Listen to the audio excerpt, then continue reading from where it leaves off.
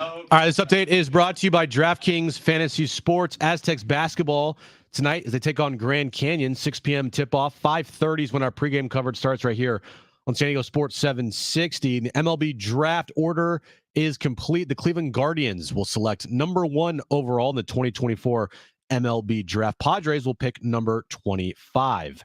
Check out what DraftKings has to offer this season with code SPORTS because life's more fun when you're in on the action. DraftKings, the crown is yours. Gambling problem? Call 1-800-GAMBLER. Age and eligibility restrictions do apply. Void where prohibited. See DraftKings.com for details today. Getting close to that time. Yep, that time. Quitting time. And there's only one way to handle that drive home. John Schaefer and Jim Russell. We won't make a deal just based on need. We won't make a deal just based on need. We'll make a deal if it reaches our threshold, what we think the player or players are worth. Yeah. We will not make a deal based on need. Do you buy that? And usually when he's speaking in these types of settings, he says nothing.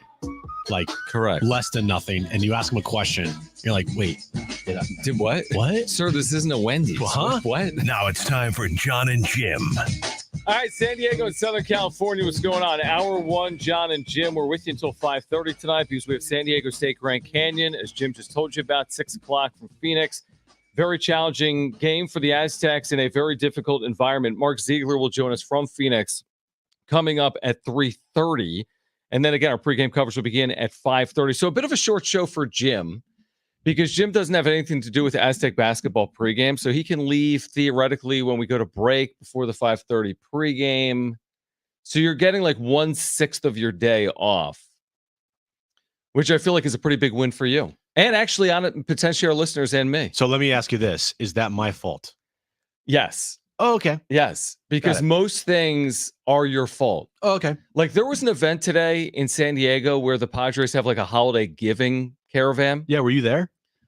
I was not, but a number of media members were, and they went, for example, to a third grade class, and they surprised the third graders by having Manny Machado enter the class, and then they surprised the third graders with bicycles for the holidays. And then all these people were commenting, like, good thing they didn't let Jim here. He would have ruined everything. I know. I don't know if we got the invite, to be honest. We did not. We didn't, right? Yeah, we usually don't get those invites. That's more of a TV invite. I feel like that's more of a TV thing. Some people, like, I think some people in radio would get the invite. Like, do they? Maybe. Who? I don't know. Are we on the list still? Darren, are you listening? Did you get the invite? Maybe Marty got the invite. Okay. It looked fun. I wanted a bike. I didn't get an invite. He could have taught me how to ride one.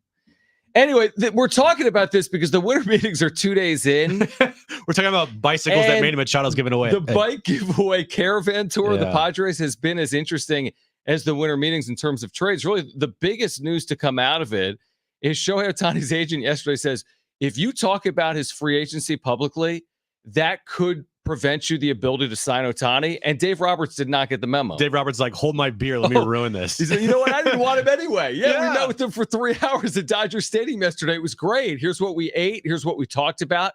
Here's the direction we talked about with the organization. Like, dude, did you not hear what his agent had to say? So maybe that could be a win for the Padres. If Dave Roberts just took the Dodgers out of the running for Shohei Ohtani just by talking about his free agency. And last night, Ken Rosenthal reported that the Blue Jays had a meeting with Shohei Ohtani. But they did everything in their power to prevent that getting out. And my first thought was some other team is sitting there like, they know what's going on. First call they make. Hey, Ken, I heard the Blue Jays just met with Shohei. Bye. Yeah, but they didn't say anything. Like their GM was doing Zoom meetings in like a nondescript room with a white wall. Still a leak, man. But not a leak through the Blue Jays. Seriously. No, I understand that, but it's still a leak is what Dave Roberts just publicly said we met with Shohei Ohtani. Well, you don't think that some other team that is potentially in on Shohei Ohtani, if they know a competitor, a competing team for Shohei has met with them, and they know the situation with Shohei has specifically said, I do not want to get any of the meetings, any negotiations, anything leaked out to the public. And if some other team knows, you don't think they're calling up a Ken or a Passan or somebody in the media that's ready, that's like twiddling their thumbs at the Mooner meetings because nothing's happening, and that they're going to report that to try to like sway the negotiation process or sway Shohei's mind? Here's Absolutely what I do they think. are. Here's what I do think. I think this is a huge miss for Major League Baseball.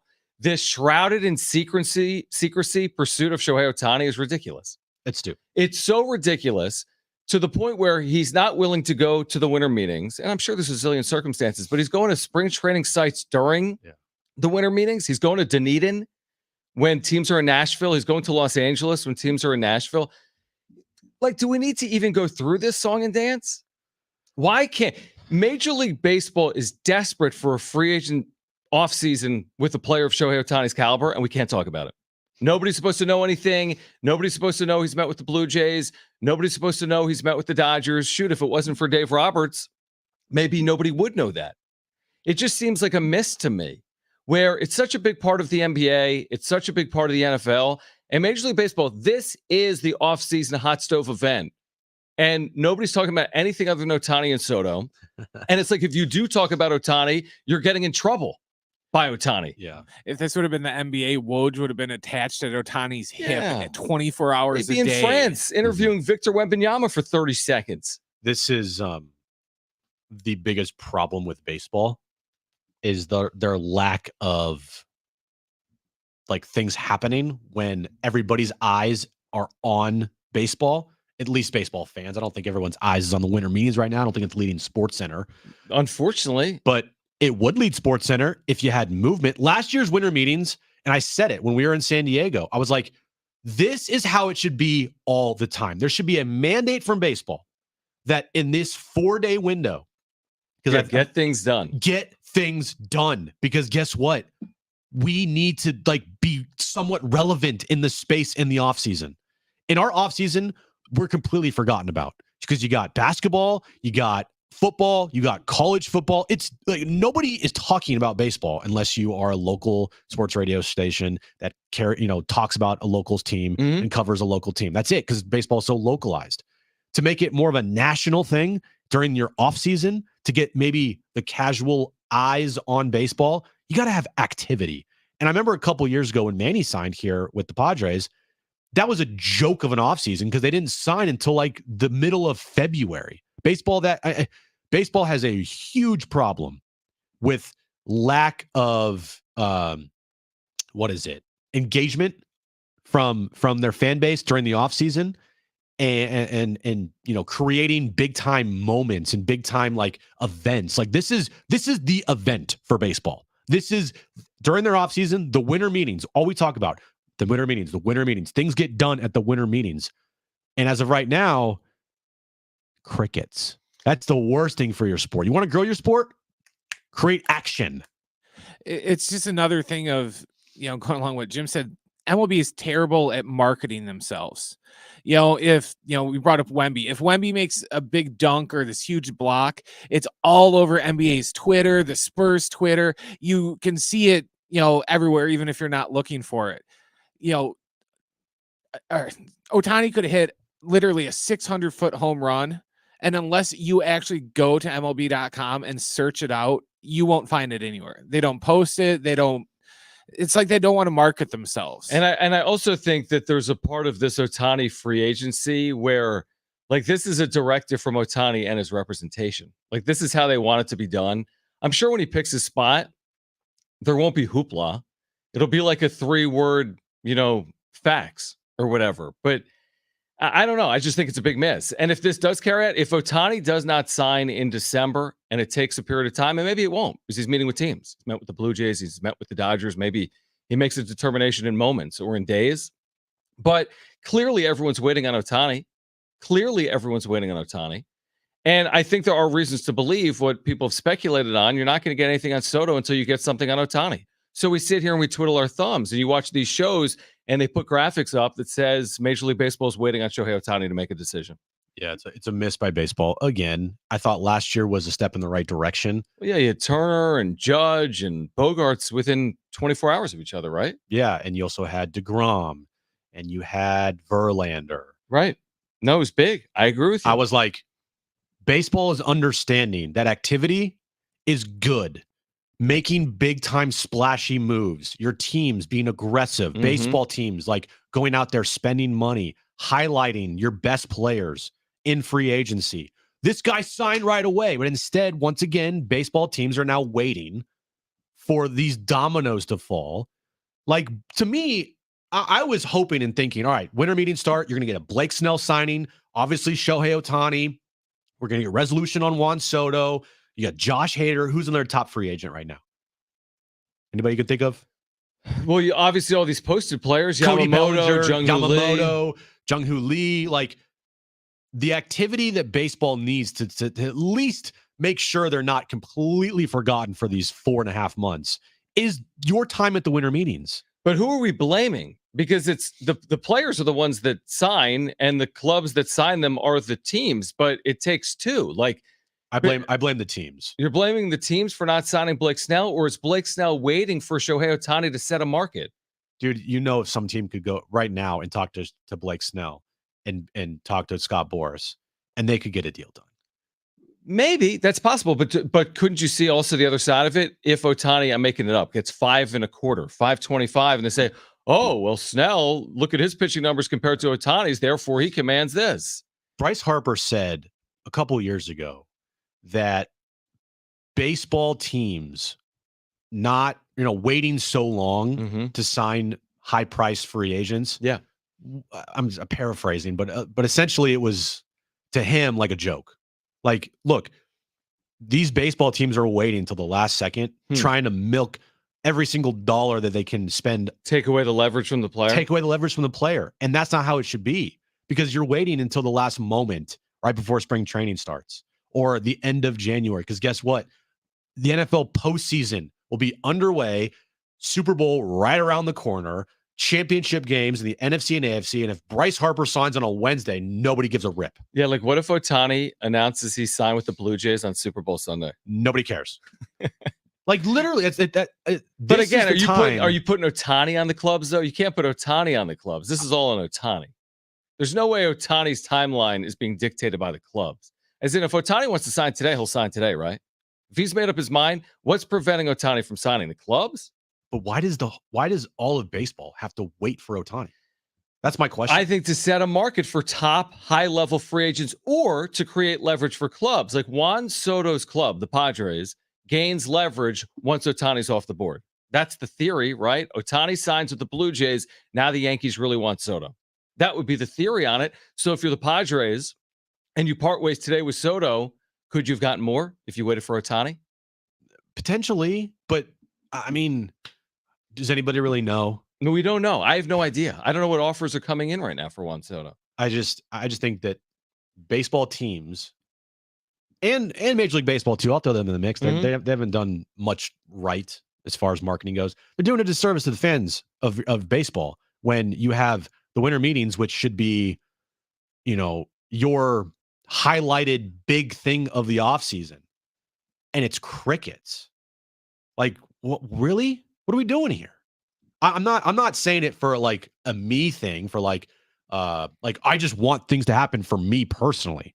For your brand, a baseball brand, all right, for your fans, how is this helping your sport when your biggest offseason event, free agency, by the way, free agency already started like a couple weeks ago, by the way.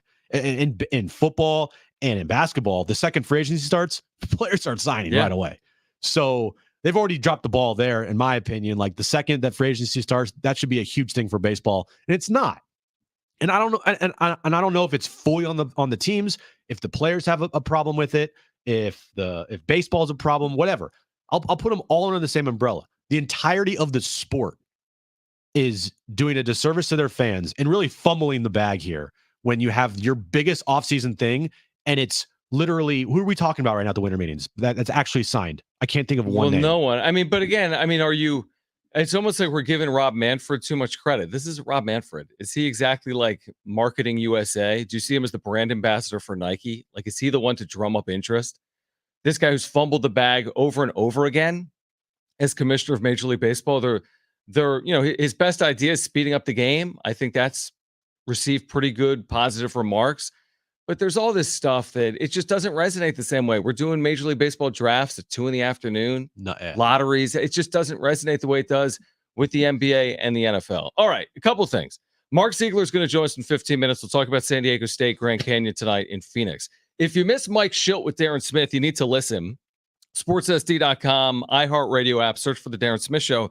You can find that entire conversation with the Padres' new general manager. What I found to be potentially most insightful were his comments on Manny Machado. Yeah. Okay, so here's Mike Shildt. There was all the discussion late in the year for Machado. It got a lot of publicity, what he told Kevin Acee about the dynamic of culture and what is this high school baseball. And we've talked about this for years and years and years, the way in which Manny Machado leads. We know he's a good player. Do we have the question on this, Brent, or is this just the answer? We know he's a good player, but this is part of it because his answer was like 4 minutes long. okay. But again, what type of leader is he not on the field? This was Mike Shildt earlier today with Darren Smith. This guy's got a huge heart, and he's clearly a great player. Manny is going to lead and continue to lead by his example. And listen, he's got wisdom to share. But the best leadership is really through action, and then making sure that, again, partnering with Manny, partner with our group to create a situation where here's our standards, hold people accountable to them in a loose, enjoyable fashion. That leads me to the last couple of things. What am I looking for, man? Hey, go have a blast, man. This guy has got a literally, $1 million smile. He's got this engaging, great smile about him, good way about him. I just want to see the smile consistently. I want him to enjoy what he's doing. Now I feel like he's got to carry the entire situation on his shoulders. He knows he's one of our leaders. He accepts he's one of our leaders. And he's, but go up, show up, play. And that's the other thing that, your actions will always speak louder than your words. Manny, he's a pro. This guy shows up, posts every day, played hurt last year, ended up having a surgery at the end of the year, played through some things that, again, he didn't alibi. That's leadership. He showed up, went on the field when he went at his best, and laid it out for his club and didn't complain about it, where he easily could have made excuses and alibied it. So, just model who you are, what you're doing, go play with your actions, enjoy the heck out of it. Be consistent with what we're doing, and the rest will kind of fall into place. That was the most interesting answer to me, because it wasn't like, hey, he's a born leader. It's like the guy performs and he's a talented player, but he's not the internal leader. He's the, hey, I show it on field leader, which he has said about himself before. Manny Machado has literally said that self. Yeah. It said that very thing about himself. But that wasn't like, to me, the, hey, he's kind of misinterpreted and he's actually unbelievable in the clubhouse, and here's why. It's more like, well, the guy performs, and that's why he's a great leader. I said this about Manny. It's just, if you go out there and perform and you put up an MVP type of season, that's leadership. That's what matters. Mm-hmm.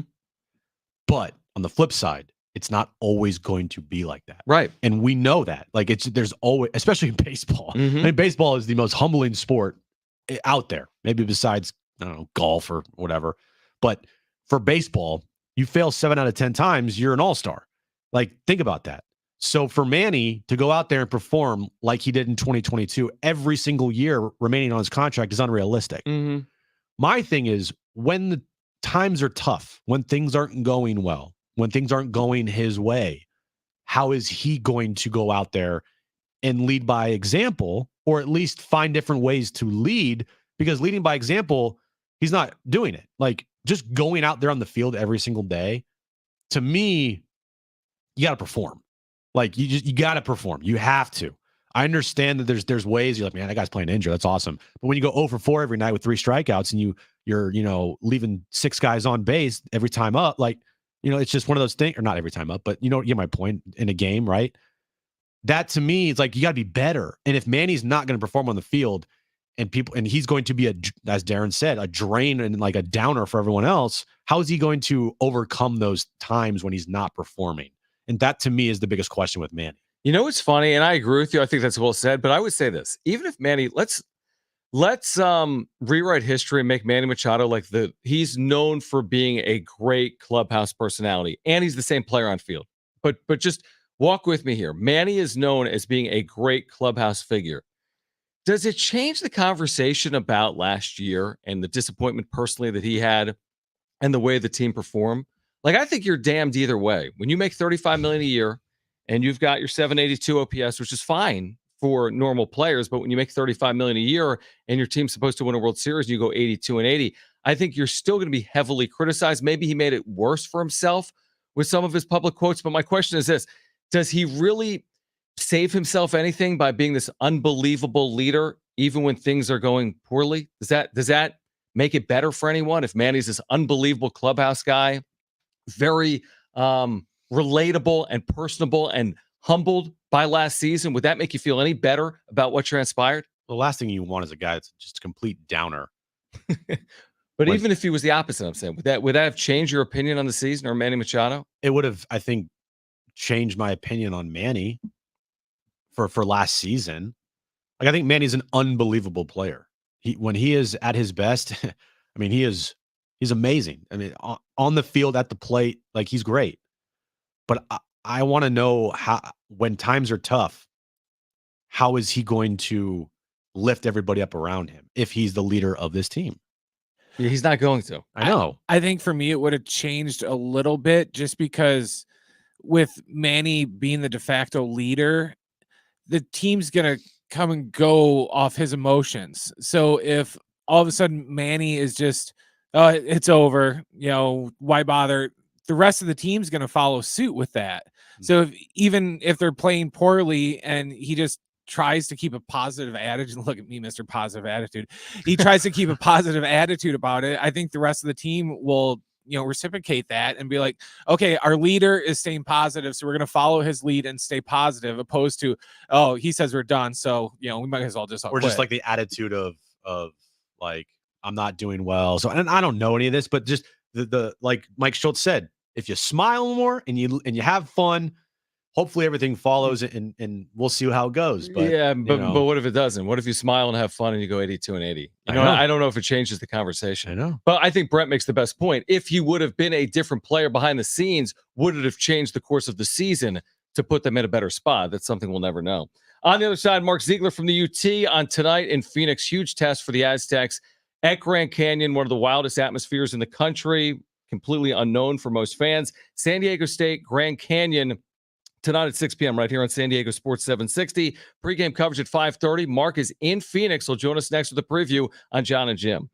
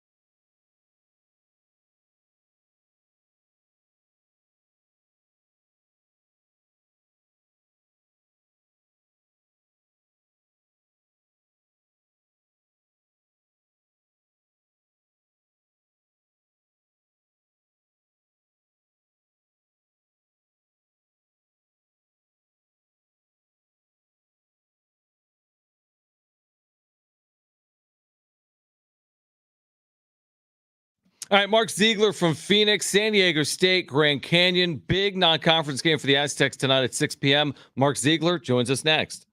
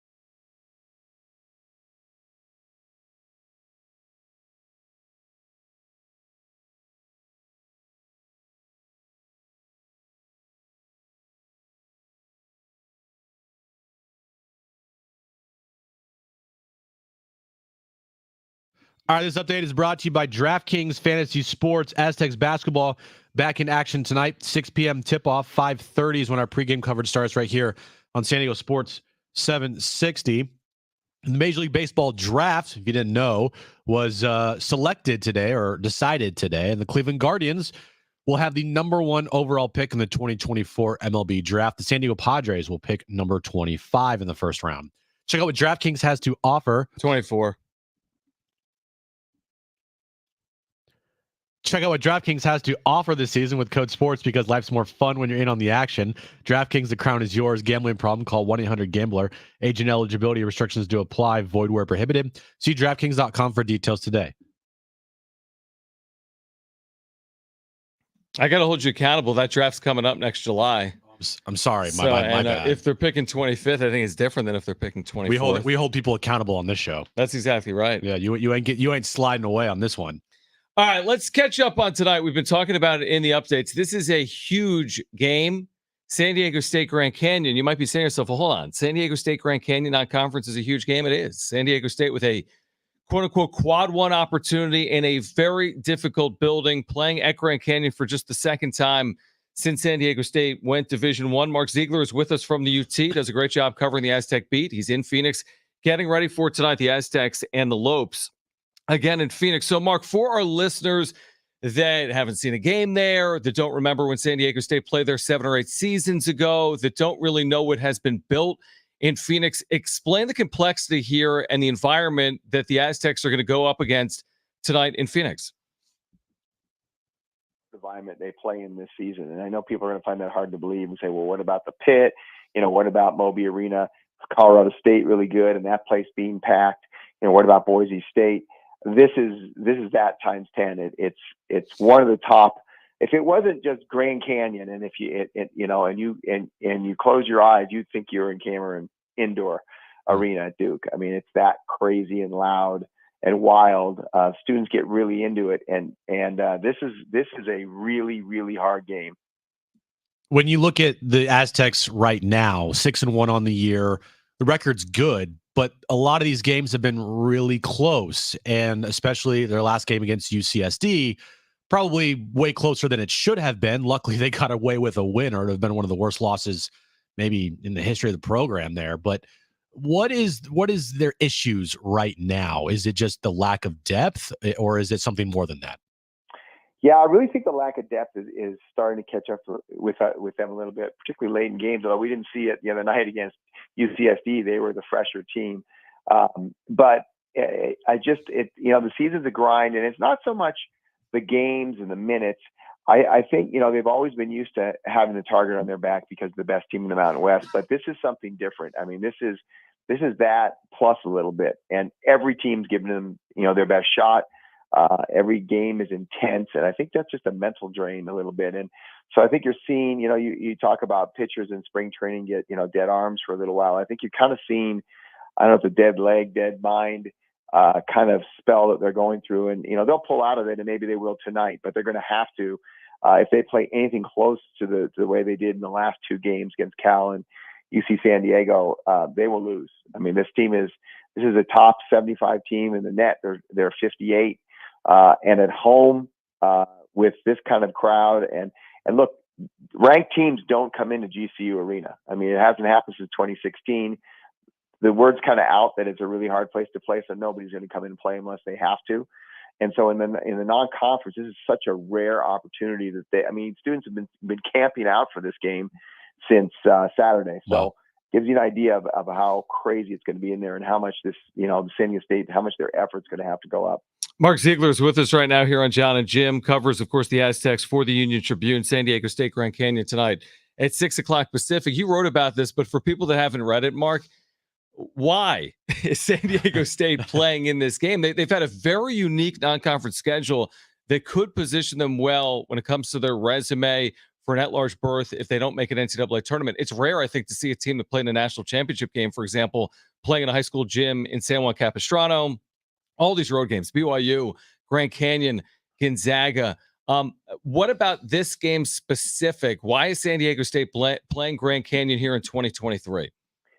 Well, yeah, you're right. And this is a really weird stretch they're in where if you look at their schedule and say, okay, that's kind of normal. Okay, expect that. And then you get these three games here, the Cal game in a high school gym, at UCSD, a crosstown game that is not going to be, they were 246 in Ken Palm. When they played them, they played like they were 46 because they were at home in front of their own fans.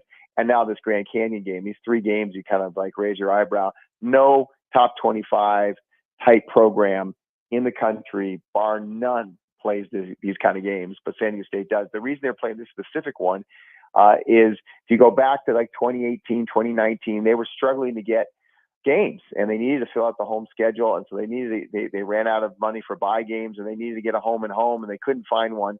And Grand Canyon offered, and they'd already done one once a couple of years earlier and vowed never to do it again because they actually lost the last time they came here. But they were kind of desperate, and they weren't the team that they are now, and so they took it. And so they played the first game in 2019 at home, won very easily, wasn't a very good Grand Canyon team, and they were supposed to come back in 2020 and play at Grand Canyon. Well, COVID happened. They pushed back the start of the NCAA season 3 weeks, and then they just kind of thought, okay, that game is done. We don't have to go play it. And Grand Canyon just kept nagging them about it. They couldn't do it the last 2 years, and finally they just sort of gave in and said, okay, we'll play the game this year. And here they are. I mean, the alternative is to pay $50,000 buyout, and we'll see if they lose tonight. That 150 is going to look like it was a bargain. If they win, they'll be happy they didn't pay it. Is there any update on the health of Reese Waters? I know he was dealing with sickness and also a hip issue for Miles Bird. Yeah, all those guys, and Jay Powell also had flu, and really couldn't do much in the UCSD game. All three of those guys have been practicing all week, and they look a lot better now with the flu.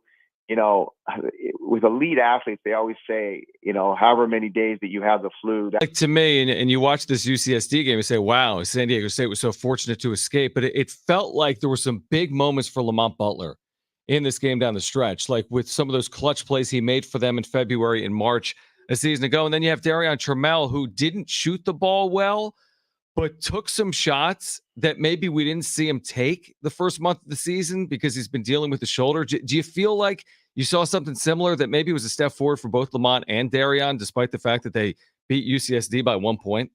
Yeah, 100%. Really astute observations. I felt the exact same thing. I think Darian Trammell is on the verge of a pretty good game. He just had the confidence to shoot shots. Yeah, he was 1 of 11, and I kept turning to the person next to me, going, "He's getting ready to have a big game. He's feeling it. He's looked a lot better in practice." And so I think he's about to turn the corner. You just don't know when it's going to happen.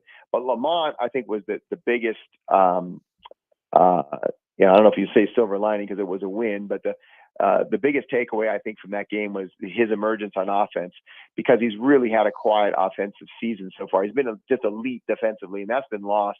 A lot of people haven't realized how good he's been on defense. He's shut down every single player he's gone up against, and that takes a lot of energy out of your legs, and maybe it was taking some out of his offense. But to see what he did down the stretch, there was in their final 18 points, he was directly responsible for 16 of them. And then on the last play, of course, he was the one who took the shot, just missed it, and then Jaden Lee put it back.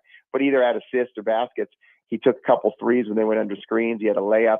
He had 3 really nice assists, all kinds of different assists. 1 kick out for a 3, 1 bounce pass for a 3-point play, another one on the screen and roll with Jaden Lee. And those are kinds of things, running the point, just taking command offensively, we hadn't seen out of him all year, to be honest, and maybe not to that extent in his career. I mean, it was really dominant, and so I don't know if he'll do that again over a 40-minute game, but I think it just got to help his confidence, and the backcourt's been the one area where other than Reese Waters, where they haven't got a lot out of it. I think you're going to start seeing more from that point position, and that's bodes well for their offense. I said last question, but we're talking Aztec basketball, and something popped into my mind. I'm going to ask you a hypothetical, theoretical, Mark. Will San Diego State play a road game at either USD or UCSD over the next 10 years? Oh. I'm going to say, well, 10 years is a long time. I'll say over the next 5 years, no. I think they finally learned their lesson. And it's a big internal debate within the program. And there's been people like the former sports information director, Mike May, who was very much against it, had numbers to back it up. And he actually changed my mind. I was always of the opinion, it's good for basketball in the city. And then he showed me the numbers and explained to me how potentially damaging it is. And then we saw how damaging it was when they lost to USD at Petco Park, basically cost them an NCAA tournament spot. And I think that experience the other night, I mean, they're happy they won, but I think they've learned their lesson in a win, which is a good thing, but I don't think they'll do it again. I think what it'll come down to is maybe they'll offer those teams a one-off game in VAS Arena every few years. And if they want to play, they do. And if they don't, now they'll go get Paloma Nazarene and have them come in. Mark, always appreciate it. Get some earplugs for tonight. Maybe watch the game from outside. San Diego State and Grand Canyon inside GCU Arena on the campus of Grand Canyon tonight at 6 p.m. Mark, appreciate it. We'll do it again soon. Enjoy it.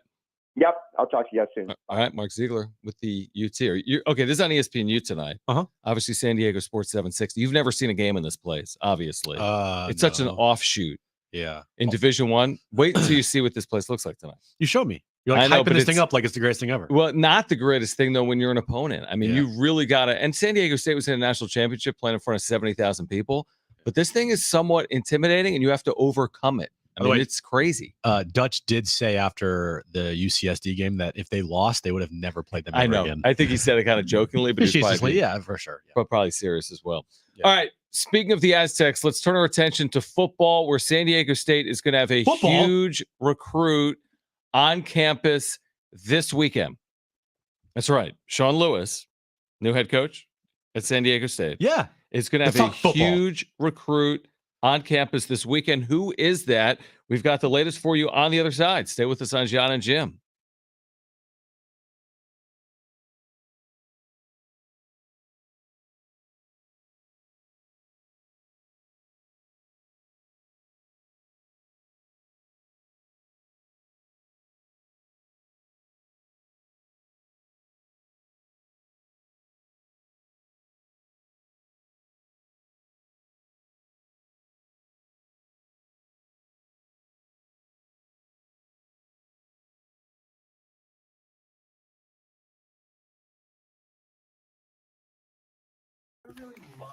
All right, JD Gaucho, what's going on? Murray, thank you for the super. Supers are rolling in, guys. Thanks for hanging out.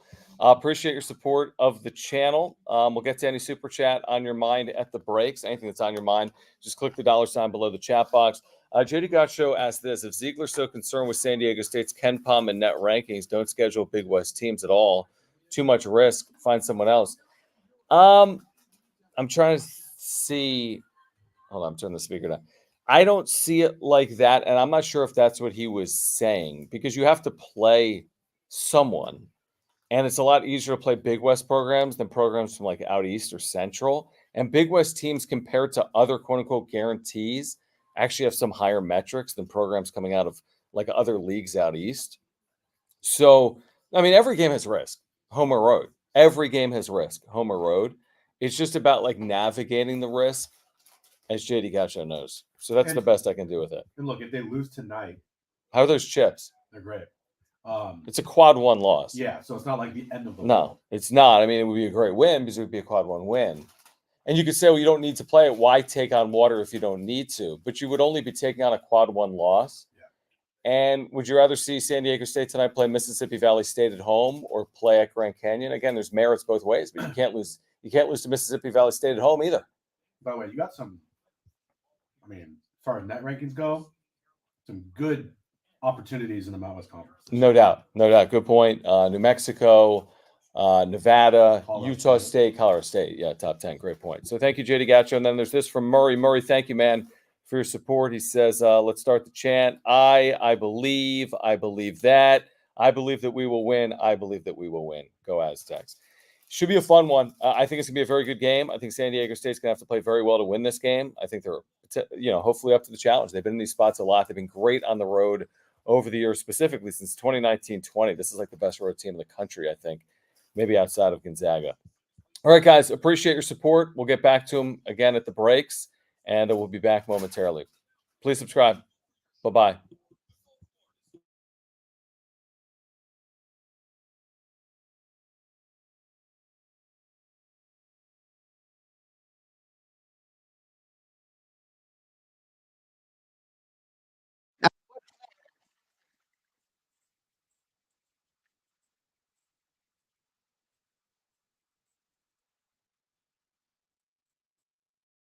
Yeah.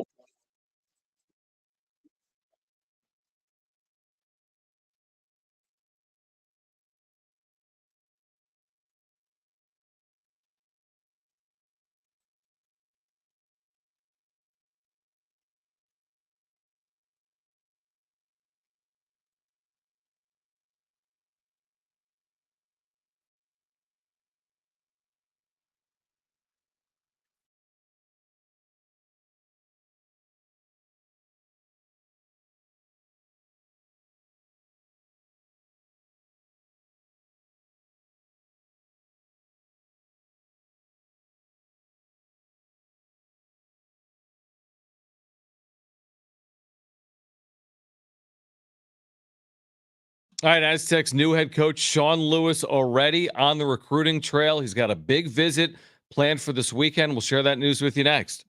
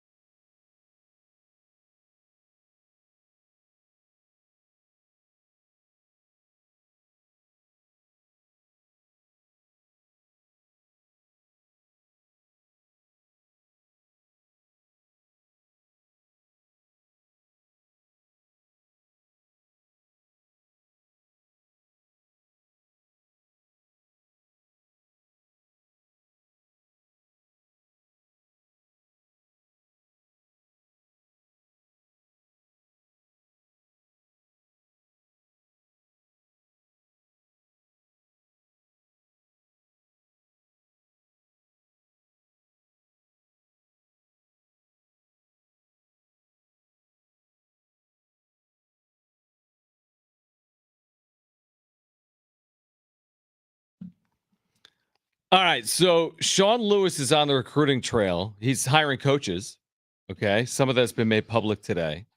Yeah. And we're going to catch up with some of these coaches, by the way, in the days ahead. Like we caught up with Sean Lewis last week, the day he was hired. If you missed that interview, sportssd.com. Jon and Jim 760. Jon and Jim 760. On Also, YouTube. Jon and Jim on YouTube. So You retweeted it. yes. There's many ways that you can listen to our show. It's not just radio anymore. Wait, what? Yeah, you didn't know that? No. Yeah, it's the new. It's like kind of like Imagine a work. Is there a way to listen on a phone? yeah, the iHeartRadio app. Oh, that's neat. Okay, so anyway, our buddy Andre at East Village Times, who does really good work like Paul Garrison covering San Diego State athletics, he tweeted this out at 1:23 this afternoon. Now we've been saying the name Danny O'Neill for seemingly weeks. I lost my mind. But it hasn't been weeks because Sean Lewis was just hired. Danny O'Neill is this decommit from Colorado, 3-star quarterback with high major offers. Should be a 4-star. Right. Jim saying yesterday with our guest, and our guest saying the same thing, that if he was maybe a taller, I don't know, an inch or two, he'd be a 4-star recruit, not a 3-star recruit.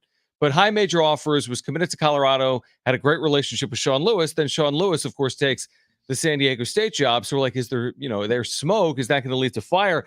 And then the shoe drops from Andre, who says, class of 2024 quarterback Danny O'Neill will be on an official visit to SDSU this weekend. O'Neill decommitted from Colorado a day before Sean Lewis was reported as the next head coach at San Diego State. So Danny O'Neill, out of Cathedral in Indianapolis, highly sought after quarterback that was committed to Colorado, will take an official visit this weekend to San Diego and San Diego State. That's freaking go. The first thing I did, I'm like, please be nice weather. Like, you're coming from Indianapolis. It's December, and I look, and of course it's nice weather. Duh. I mean, it's going to be 70 degrees every day this weekend. Yeah. Not a cloud in the sky. Like, where are you taking them? Beach. Well, first up, I'm taking him to the facilities, Snapdragon. Nah, forget about that. What do you mean? I'm kidding. And then I'm probably going to the beach. Like there's no beach in Indianapolis. Like, I'm going to Del Mar. Like, I'm taking him to Del Mar. All right. Mm-hmm. Maybe Oceanside. I don't know. Not taking him to PB. Sorry, Okay. Marty. IB's a little out of the way. But yeah, I would take him out. And then where? Like, where's the best place for fish tacos around here? Tacos, right? Maybe burritos. Mm-hmm. Yeah, just get him acquainted with San Diego. When's the last? I don't keep up with San Diego State recruiting. I haven't ever.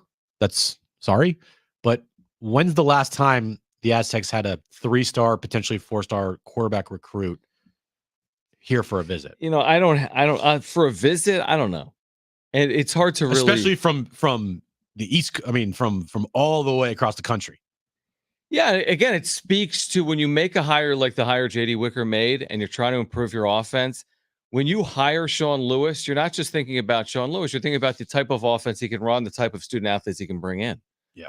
So I don't know if they knew the day they hired Sean Lewis if this was some type of package deal or not, and who knows if he ultimately ends up coming here. Yeah. But man, there's a lot of reasons for excitement because again, when he decommitted, he talked about his relationship with Sean Lewis. Yeah.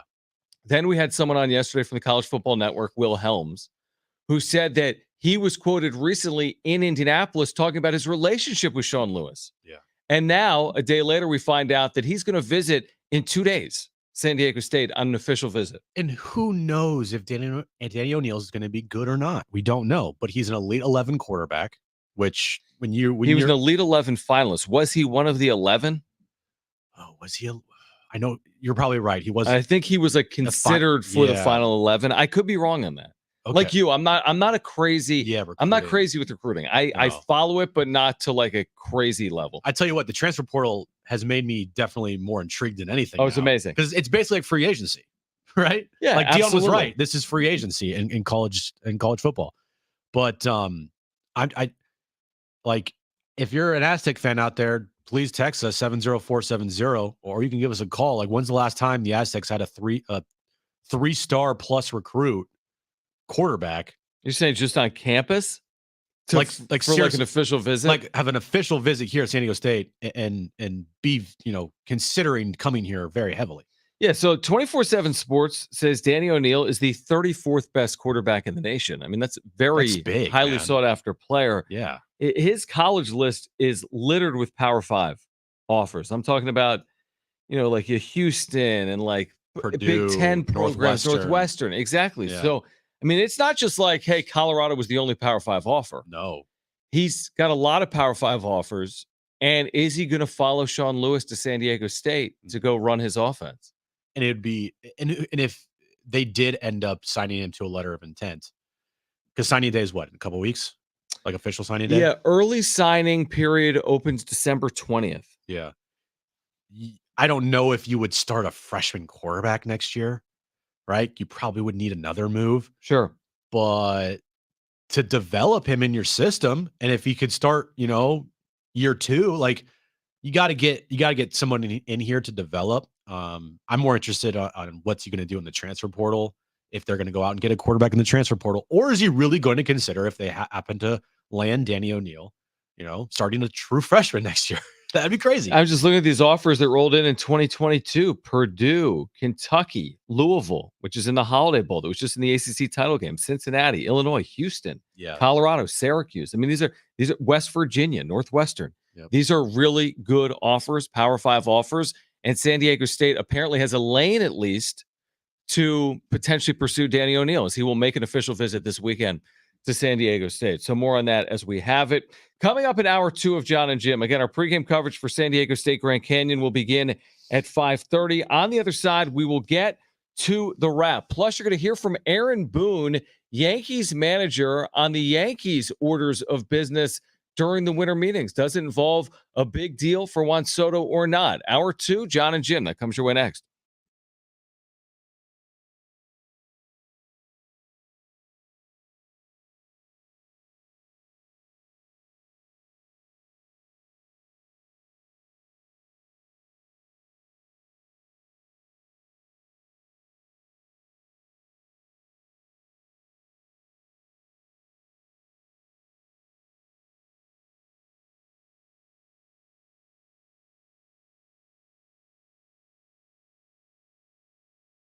You know, a place I'm visiting this weekend, we're just talking about weekend visits, Windmill Farms, College Area's natural grocer, family owned for 20 plus years. Trevor and his family have been in the business in San Diego for 20 plus years, supporting local businesses all that time. Harris Ranch, Mr. G Salsa, and many more.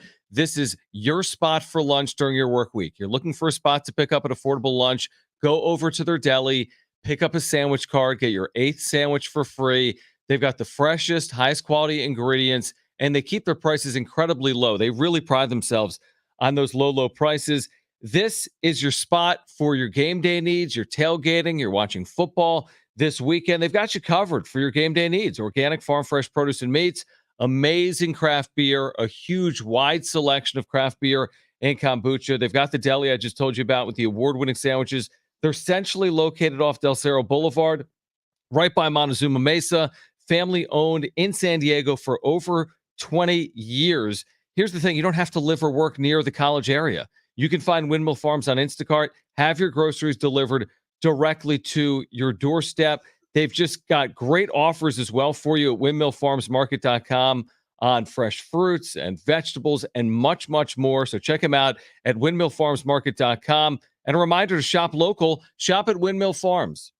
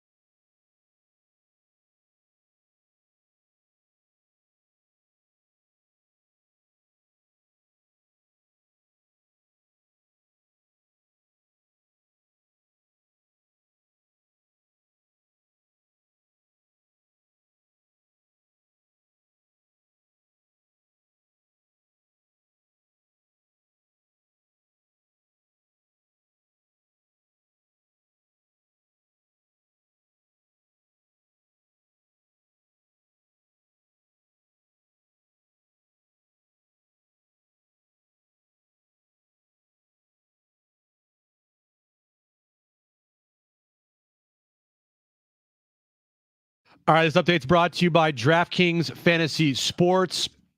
Aztecs, they're back in action tonight to take on Grand Canyon in Arizona. 6 p.m. tip-off, 5:30 is when our pregame coverage starts right here on San Diego Sports 760. In the Major League Baseball draft today, Cleveland Guardians, they will pick number 1 overall. And I was right. The Padres have the 25th overall pick in the MLB draft. My bad. Idiot. I just figured if you said it was wrong. Check out what DraftKings has to offer That's where this legends season are with Code drafted. Sports, because life's more fun when you're in on the action. DraftKings, the crown is yours. Gambling problem? Call 1-800-GAMBLER. Age and eligibility restrictions do apply. Void where prohibited. See DraftKings.com for details today. Getting close to that time. Yep, that time. Quitting time.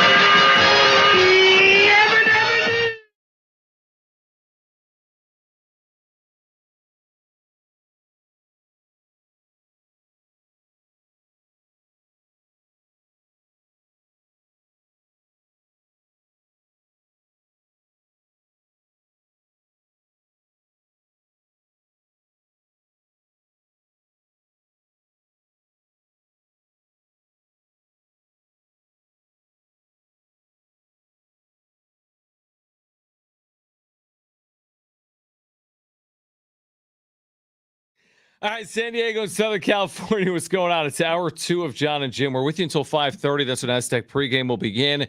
Countdown to tip-off. Myself, Ben Fletcher, Jim, get out of the way. We'll take it from there. San Diego State, Grand Canyon from Phoenix tonight. Jim will have an extra 30 minutes to spend with Aaron.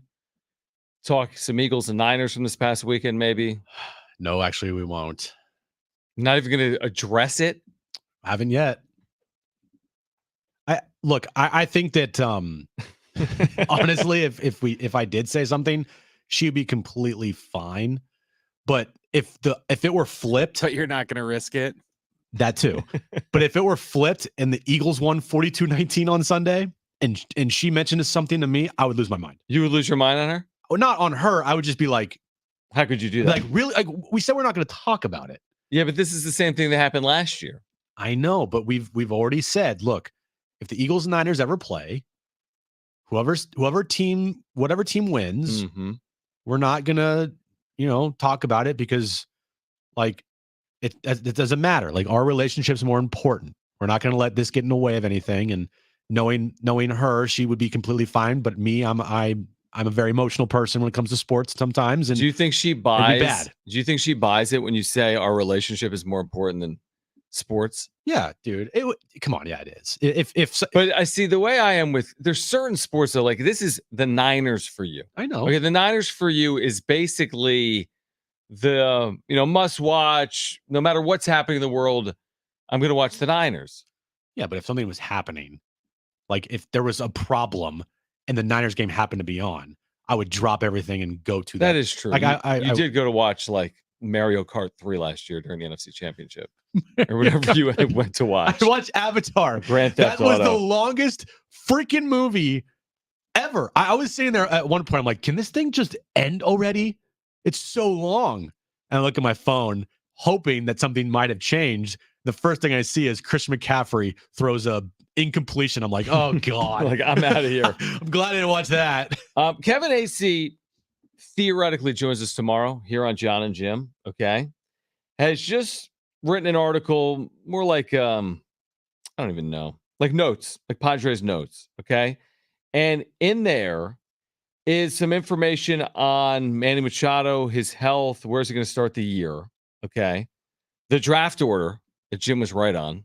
Padres will pick 25th, not 24th. Yeah, I was right. Because of whatever. Because of the luxury tax threshold, their spot goes down 10 spots, whatever. I'm just as confused by that as anything. He also wrote about the Padres vying to have Petco Park host the WBC in 2026 Did or you see games this? in the WBC. Did you see this today? Yeah. I think you retweeted it. No, but I saw it. It was on the video board. Yeah, somebody that was down at Petco Park took a picture of the video board and said, baseball, the Winter Classic coming to Petco Park in 2026. And It's a World Baseball Classic 2026. Well, they know anything put on the video board, they obviously know people are going to see. I mean, it's literally downtown. It's easy. So, but Kevin then reporting that there was a group of people from baseball in to visit Petco Park, tour the ballpark, get a presentation by the team. Petco last hosted games in 2017. So that's pretty cool, right? You down for? We were wondering last year why Petco Park was not hosting. We saw games in Phoenix. We saw games in Miami, maybe. Well, the last time the World Baseball Classic was here in San Diego, it was pretty epic. Yeah, that was, besides the before the 2022 postseason here, that was probably like the biggest game ever at Petco Park. Right. like the emotion, the fans, the excitement, everything. The Adam Jones catch, that was probably the biggest moment in Petco Park. Yeah. Before the 2022 postseason when they beat the Dodgers and they hosted the NLCS. Yeah. Anyway, I don't even know why there's nothing fascinating here other than the fact that the Padres have put in a bid to host games in the 2026 WBC. Cool. It's awesome. And there was just a little conversation about their infield and like, what are you going to do while Machado recovers from this elbow? But we've been talking about that really for 2 months. There's nothing really new to report other than the fact that they got guys like Matt Batten and Eggy Rosario.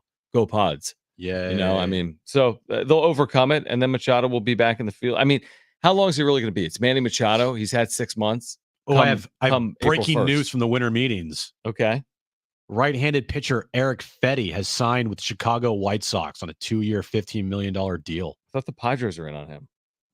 He went 20-6 with a 2.00 ERA. Yeah, in Japan? For the NC Dinos in the KBO. Oh, in Korea. Where he was named the MVP last year. That was like the big thing yesterday. It was like, where's Eric Fetty going? Yeah. Man, that NC Dinos team was loaded. That's where we're at, the winter meetings, man. That's where we're at. It's like Tuesday night. In Nashville. Yeah. You would think, I'm trying to think about last year. Like, when was the night that everything just like exploded? Tuesday. It was Tuesday? Yeah. Okay. So tonight. Tuesday. Cross your fingers, man. Wednesday. Cross your fingers. There was so much smoke last year by Tuesday. So much. It was incredible. Aaron Judge had flown to San Diego to meet with Peter Seidler by Tuesday night. Yeah. And everybody was on top of the building or outside or wherever. And Darren told the story about how they were hanging out on the top of the roof, and all of a sudden everyone's like, "Oh yeah, Judge is here meeting." Everyone's like, "Wait, what?" Everyone freaked out. Like, he's meeting with who? Yeah, that was last year. This year, Eric Fetty from the NC Dinos has a 2-year deal with the White Sox. Yeah, Eric Fetty. Is that who it is? The White Sox? Yeah, the White Sox 2-year deal. Congratulations. What was it? 15 million? How does that impact the Dinos next year, though? It's a pretty good contract. 2 years for 15 million. That's very affordable. That's like something that's as cheap as it gets. That's definitely as cheap as it gets for starting pitching. Yeah. All right, let's get to it.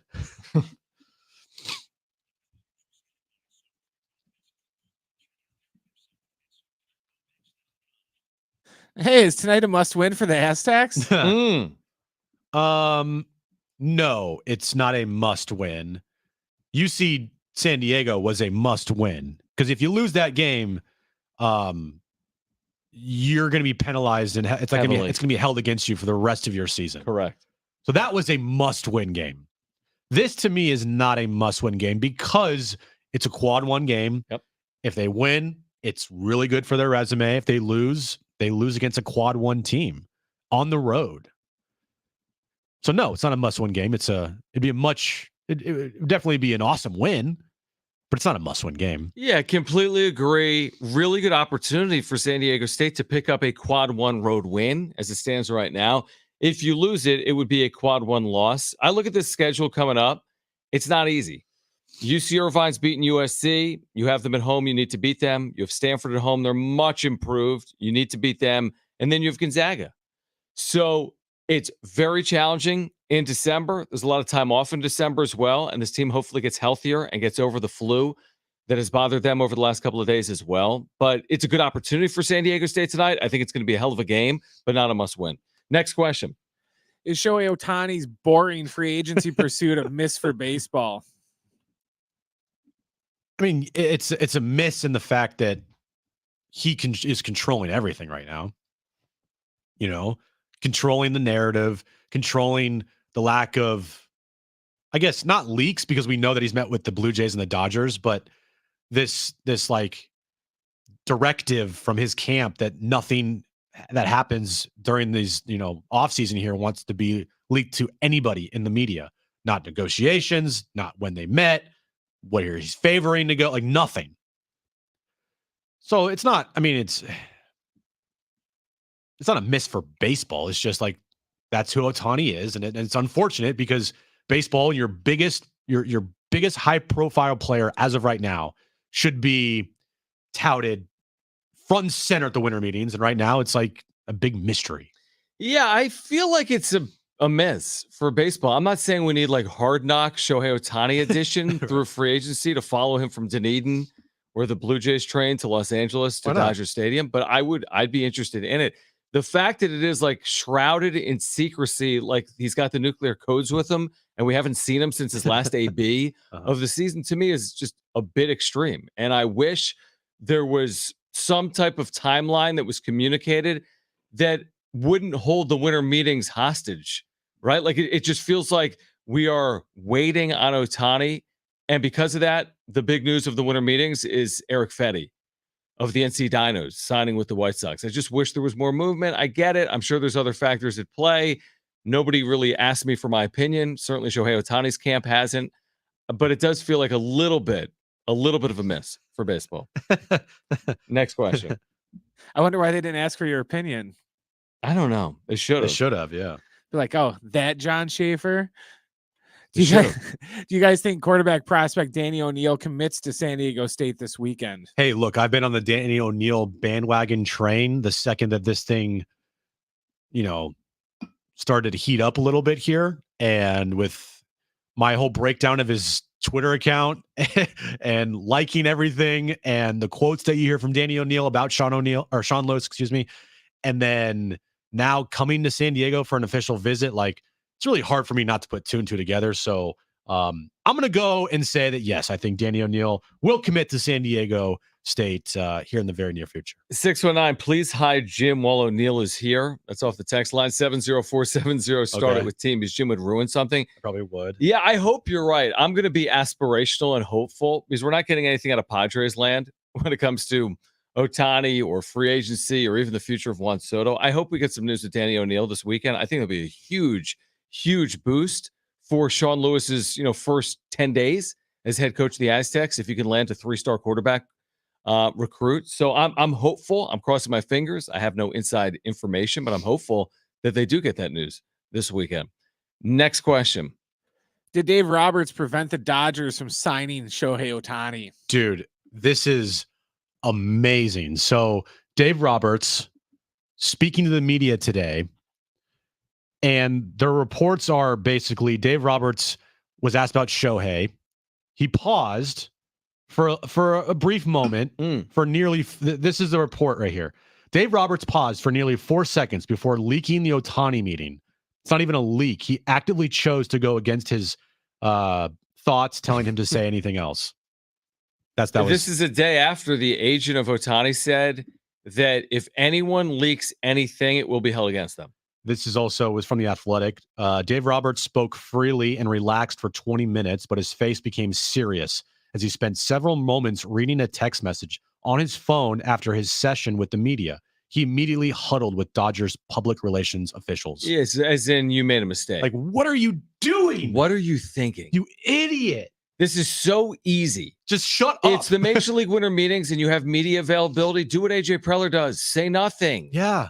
This is where Preller shines. Yes. Man. You think Preller's ever going to be caught saying he talked to Shohei Ohtani yesterday at Petco Park? There's no scenario in the world where that would happen. I'll give credit to Preller there. Like, he is a master at saying nothing. And when you are put in a position where you can't say anything, he is going to shine. He is going to absolutely be the best person in the room to say nothing. And credit to Preller for that. When moments like today with Dave Roberts, Preller would have excelled. What if this has changed the course of baseball history and Ohtani was all but signing with the Dodgers and now does an about face because of Dave Roberts and ends up in the American League with the Blue Jays? That is the thing. And that's then written about. It will be. You know what I mean? For sure. This is why it happened. You'll get a column from Plaschke and who else covers?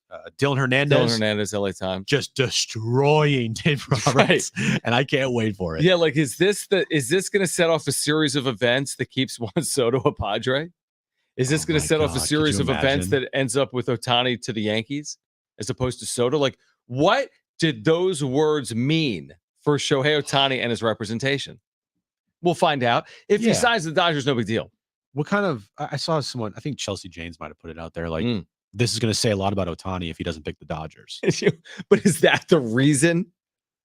Well, it means that he is steadfast in his, wishes that, look, if you leak anything, if you tell the media about our meetings, negotiations, a number figure, then this will be used against you. This will be used against you, and I will hold it against you guys. What about this report? This is just funny because we've been talking about Bob Nightingale recently. I saw this. Amazing. This is amazing. This is from Awful Announcing. This is so Bob Nightingale. It is. Who I think, honestly, has a personal vendetta against certain major league clubs, including the Padres. This has nothing to do with the Padres, and that's neither here nor there. Awful Announcing. ESPN's Jesse Rogers, friend of the show, he's been on a dozen times the last 2 years, says on ESPN 1000 in Chicago, the Cubs president of baseball operations, Jed Hoyer, had quote unquote stern words exchanged with USA Today's Bob Nightingale after a report that the Cubs are out on Shohei Ohtani. So Nightingale reported that the Cubs are out. Hoyer has these stern words exchanged with Nightingale, probably saying, "You're an idiot. What are you talking about? F you, buddy." And now you're impacting our pursuit here.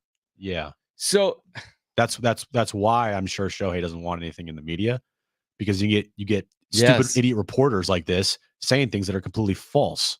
Yes. And then Shohei's like, "What are you guys talking about? Right. Like what?" Or you've seen the Yankees' reaction to the public names being disclosed in the Juan Soto trade proposals, and Brian Cashman's livid over it.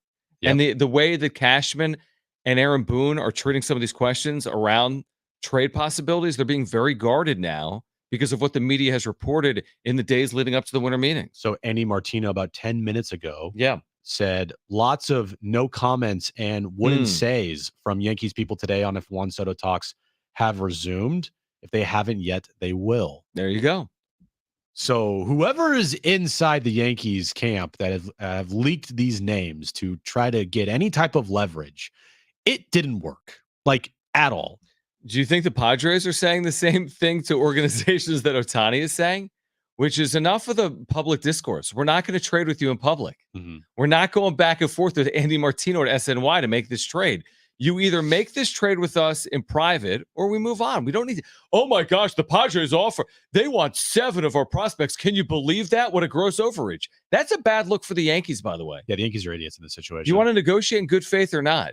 Yeah, I was reading something the other night from Ken Rosenthal, and it was along the lines of the Yankees are trying to dictate this whole thing. I saw that. And like, hey, we want to center it around this player. It's like, it's not.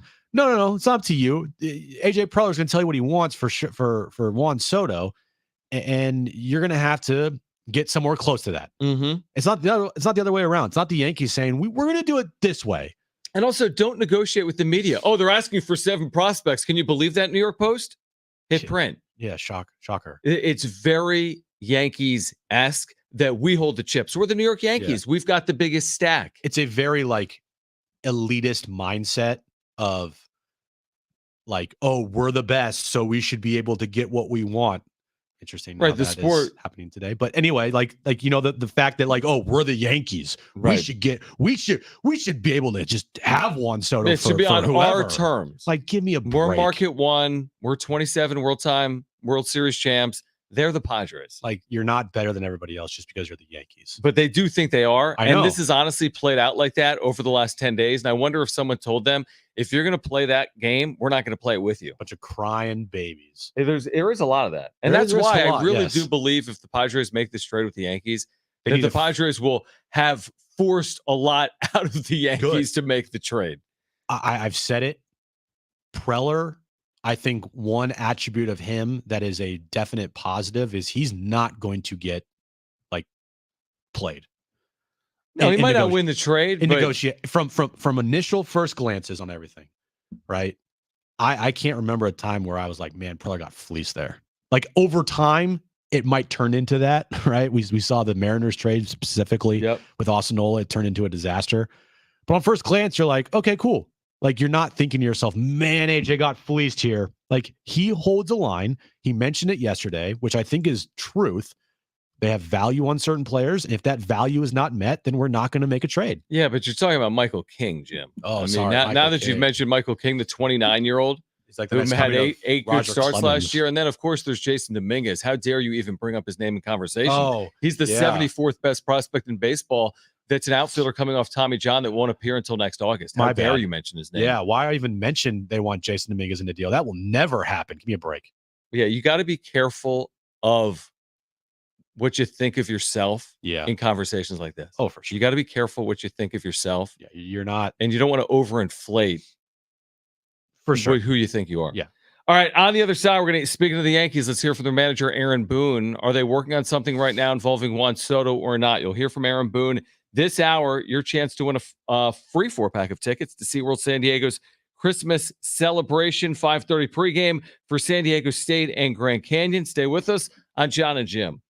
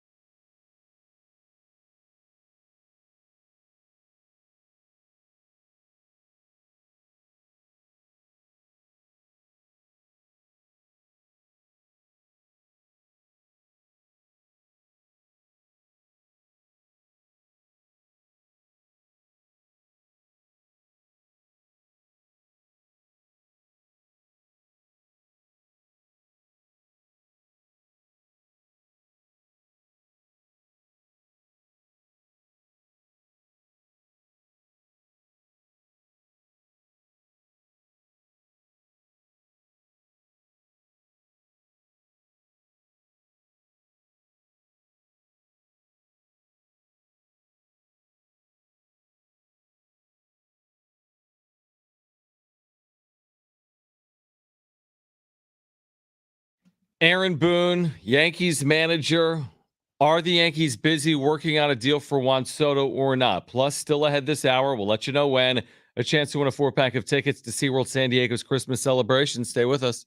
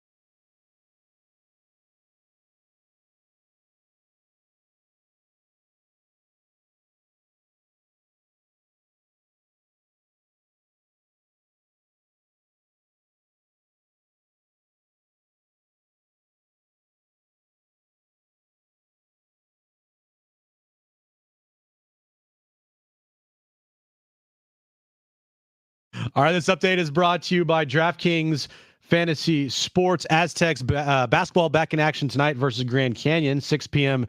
tip-off. 5:30 is when the pregame coverage starts right here on San Diego Sports 760. In the Major League Baseball draft today, Cleveland Guardians will have the number 1 overall pick. The Padres will have the 25th overall pick. Check out what DraftKings has to offer this season with Code Sports, because life's more fun when you're in on the action. DraftKings, the crown is yours. Gambling problem? Call 1-800-GAMBLER.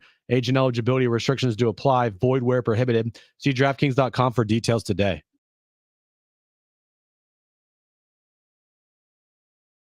All right, so the winter meeting's ongoing. Nashville, Tennessee, where Eric Fetty has signed. That set the sports world ablaze. Big signing, John. Big signing. Eric Fetty has signed. We wait on Juan Soto's future. And that we always knew we weren't guaranteed that was going to play out this week. It was a possibility. Yeah. We wait on Shohei Ohtani's future. And again, there was no guarantee it was going to happen this week. Now, Aaron Boone, this was on MLB Network Radio, was asked by, who was this? Jim Bowden? I think it was Jim Bowden, just about like, hey, when are we going to get some news, Aaron? Take a listen to this exchange. At what point are teams like the New York Yankees going to give us something to talk about? All I can tell you is I know we're trying really hard to give you something to talk about, as our 29 other teams to varying degrees. But as you very well know, it takes a lot of things to line up to make sure we get to the podium. And those are the things you work towards and get close on some things. Some things go away, and you got to pivot. But I would say at least behind the scenes, those things are happening on overdrive to give you that potential. So now he's saying that this is on overdrive. I mean, we're talking about one thing, right? We're not talking about Eric Fetty. No. We're not talking about maybe Yamamoto, maybe Ohtani. Dude, all the New York writers are talking Soto first right now because it seems like it's the most pressing. If I'm a Yankees fan and they don't land Ohtani, just say, and we don't. No, I'm not the Yankees fan in the media. I'm kidding. In town. If they did not land Soto and they didn't land Yamamoto and they didn't land Ohtani, Oh gosh. with the amount of talk that has come out of New York, talk, prospect, we're big time move. I mean, but what if they would add I'm starting like a riot. What if they added like Grisham? Grisham for Cole. Would that win over Yankees fans? Grisham for Cole straight up. Who says no? Dude, but that is a good point. If you get none of it, not that all are, you're not landing them all. They're not getting like Ohtani, Soto, Yamamoto. This is like GM, like you don't do this as a GM 101. You don't give your fan base this much hope. No, you do in New York through this many leaks and then strike out. But in New York, they don't strike out. That's the thing. I mean, sometimes they have in recent years. Recently, and they haven't won. Recently, they struck out. And they haven't won, and they haven't spent the way they used to. But it's the Yankees, and again, they've got the big stack, and they think because of that, they're going to dictate terms, whether it's with Soto, whether it's with Yamamoto, or even potentially. Now, I read as recently as today that, like the Padres, the Yankees don't currently see themselves in on Ohtani, which is just interesting because it's the Yankees. That it's just interesting because of that. So maybe it's more about, that's why I think like their attention is solely focused, maybe not solely, but very much focused on Juan Soto, because it doesn't feel as if their attention is where the Blue Jays are or where the Dodgers are when it comes to Shohei Ohtani. It's going to be hilarious if they don't get anything. If they don't get anything. And selfishly, I don't want this deal to happen because I want to see Juan Soto stay with the Padres. I don't know how anything would work out for agency wise or the rest of the roster goes. Like it's all up to Preller, man. It's not my job. It's not your job. Like when Preller makes the moves, okay, then we discuss those moves. But man, if they kept Soto and all of this talk from the Yankees camp and all of these names being thrown out and the fan base and the pressure and these leaks and all this crap, it would be hilarious for all Yankees and all Yankees fans to just laugh in their face. The only better offseason scenario is something we just talked about. It's Dave Roberts having cost the Dodgers Shohei Ohtani. Oh, what's funnier? If that's actually written about, that's on the table. Yeah. If they do not land him, and then any reputable reporter writes that sentence that Ohtani was put off by Dave Roberts' public comments, you have to fire Dave Roberts. That's the greatest offseason in like Padres history. I mean, it's crazy. And then you'd have to hope that also the Giants don't go out and sign Yamamoto and like Blake Snell and Shohei Ohtani and Juan Soto via trade. Right. Because if you're a Padres fan. No, that's the problem. I know. There's so many teams that are directly in your way and so many variables. What if I told you this offseason the Dodgers did not get Ohtani? Hear me out. The Dodgers don't get Ohtani and Soto goes to the American League. Decent offseason, even though you lost Juan Soto? It's hard for me to say decent offseason because you lost Juan Soto. That's not the entire offseason. But more palatable than some alternatives? Yeah, knowing that Juan Soto likely is going to be traded here and trying to figure out a scenario where you can stomach it the most out of all these bad scenarios because you don't want to see Juan Soto go. I mean, if you right now ask any Padres fan, do you want to see Juan Soto leave? You'd find a couple that are... They'll tell you that the money they could use better. You'd find a couple morons that were like, all he does is walk. He's a cancer. All he does is walk. Melvin hates him. Tell me you don't know baseball without telling me you don't know baseball. Mm-hmm. But I don't think I could find many Padres fans that would not want Juan Soto on this team next year. Take out the money, take out all the other things that are preventing this team from probably keeping them in the first place. But yeah, if you told me American League team for Juan Soto and Dave Roberts effed up the Ohtani potential deal. Just hear me out, just hypothetically. Like, if Dave Roberts screws that up, Ohtani goes to the Blue Jays, Soto goes to the New York Yankees. Again, not ideal, but you get a return with Michael King, who's basically a cross between Randy Johnson and Curt Schilling and Cy Young. He's better than that. Better than that combination. According to the Yankees. You know what I mean? Like you get a real return that people that have followed the story say, you know what? The Padres did relatively well in that return, and Ohtani's in the American League, and Soto's in the American League, and the Dodgers don't have either of those players, and the Giants don't have either of those players. I think you'd live to see another day. You could. What I would say. You could palate it a little more than if Shohei goes to the Dodgers and, you trade away Juan Soto and then like Yamamoto and Snell go to the Giants. It's like, that's probably, to me, one of the worst case scenarios you could probably have out there. Can I tell you something I was doing last night? It's appropriate. Okay. for radio. Thanks for clarifying that it's appropriate.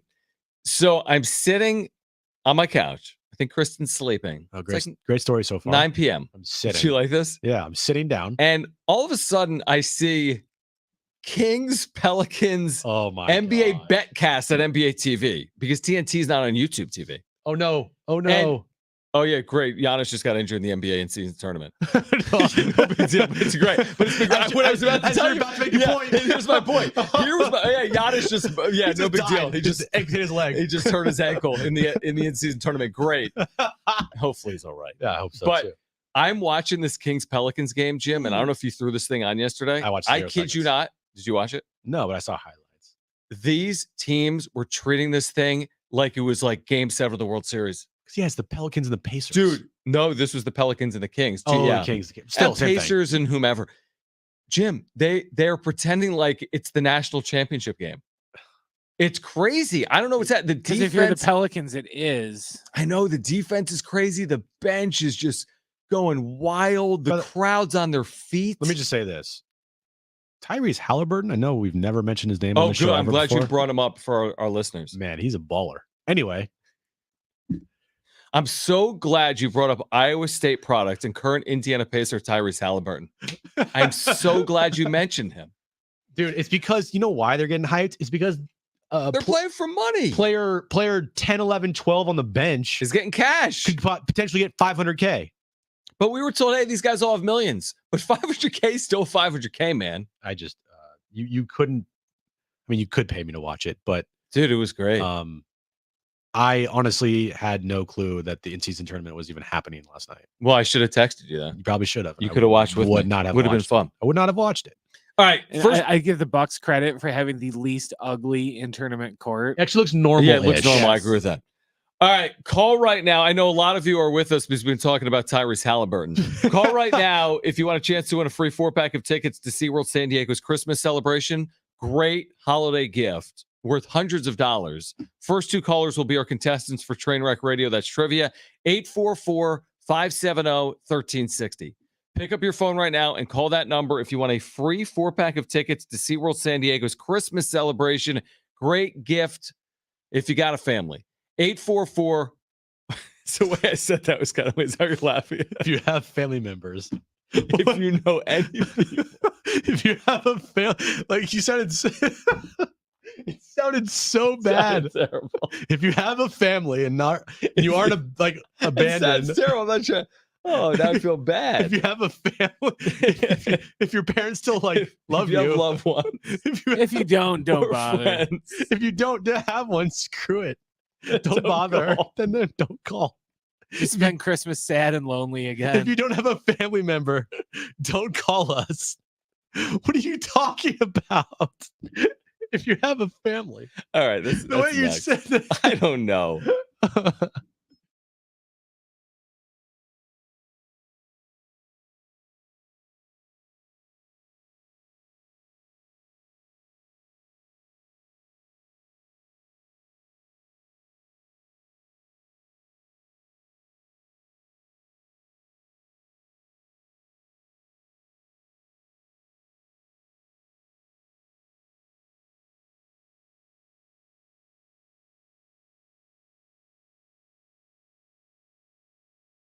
All right. Hey, guys, it is Schaefer. You know about my passion for kombucha.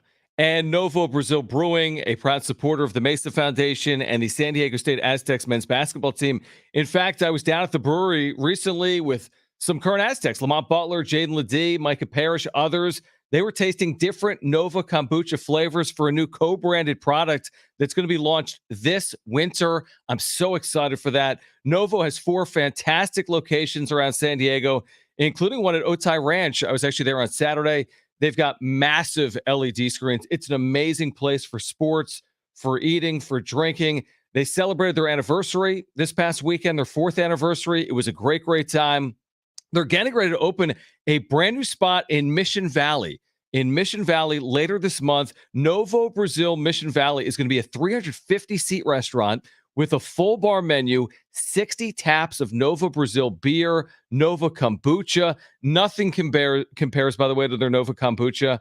I recently picked some up actually over at Windmill Farms. They've got seltzers at their brand new location in Mission Valley that's opening up, as well as great food offerings, sandwiches, tacos, burgers, empanadas, appetizers, Brazilian-inspired entrees. They have great, great food. I was over there at Otay Ranch again this past weekend. So got to check them out. Whether you're a beer drinker, a kombucha drinker, any of their area locations. Again, Novo Brazil Brewing, a proud supporter of the Mesa Foundation and San Diego State men's basketball. Check them out at novobrew.com. That's Novo brew.com.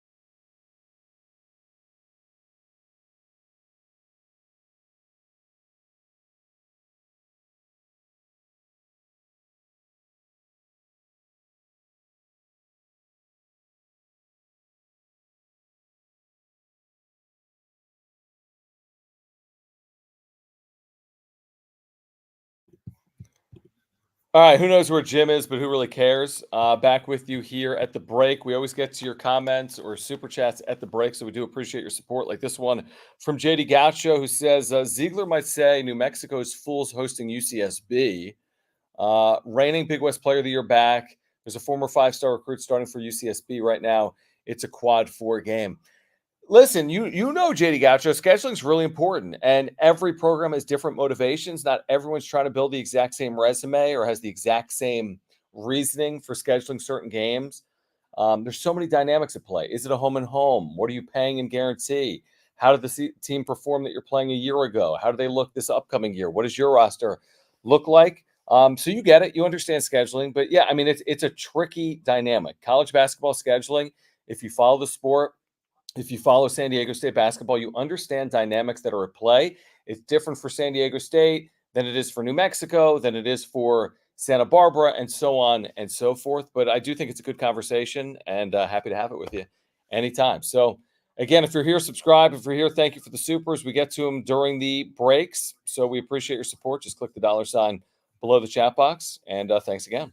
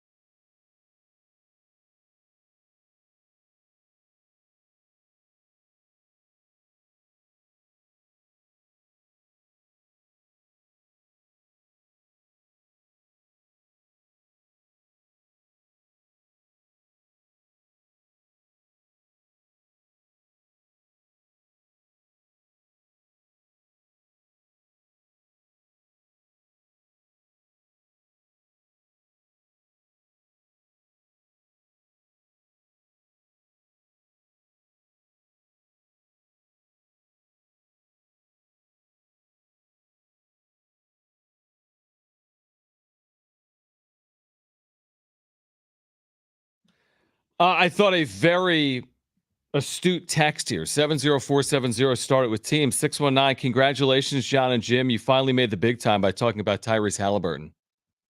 This is how you win back-to-back San Diego Sports Talk. What are we?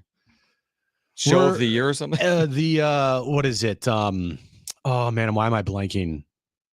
Why am I blanking? The SDUT Readers Poll, best sports talk show in San Diego for the last 2 years. We're such idiots right now. And talk radio and drive time. If you have a family, call 844-570. People are like, wait, what? So if I don't have a family, what do I do? I phrased it wrong. Live radio. By the way, if you missed Aaron Smith's conversation with new Padres manager Mike Shildt, we'll play back a portion of that for you coming up at 5 p.m. 5:30, San Diego State Grand Canyon pregame coverage. 6 o'clock is the tip-off. Ted Leitner on the call from Phoenix. So be listening. Big game. They all are for San Diego State. Again, our pregame coverage is going to begin at 4:30. Right now, let's play.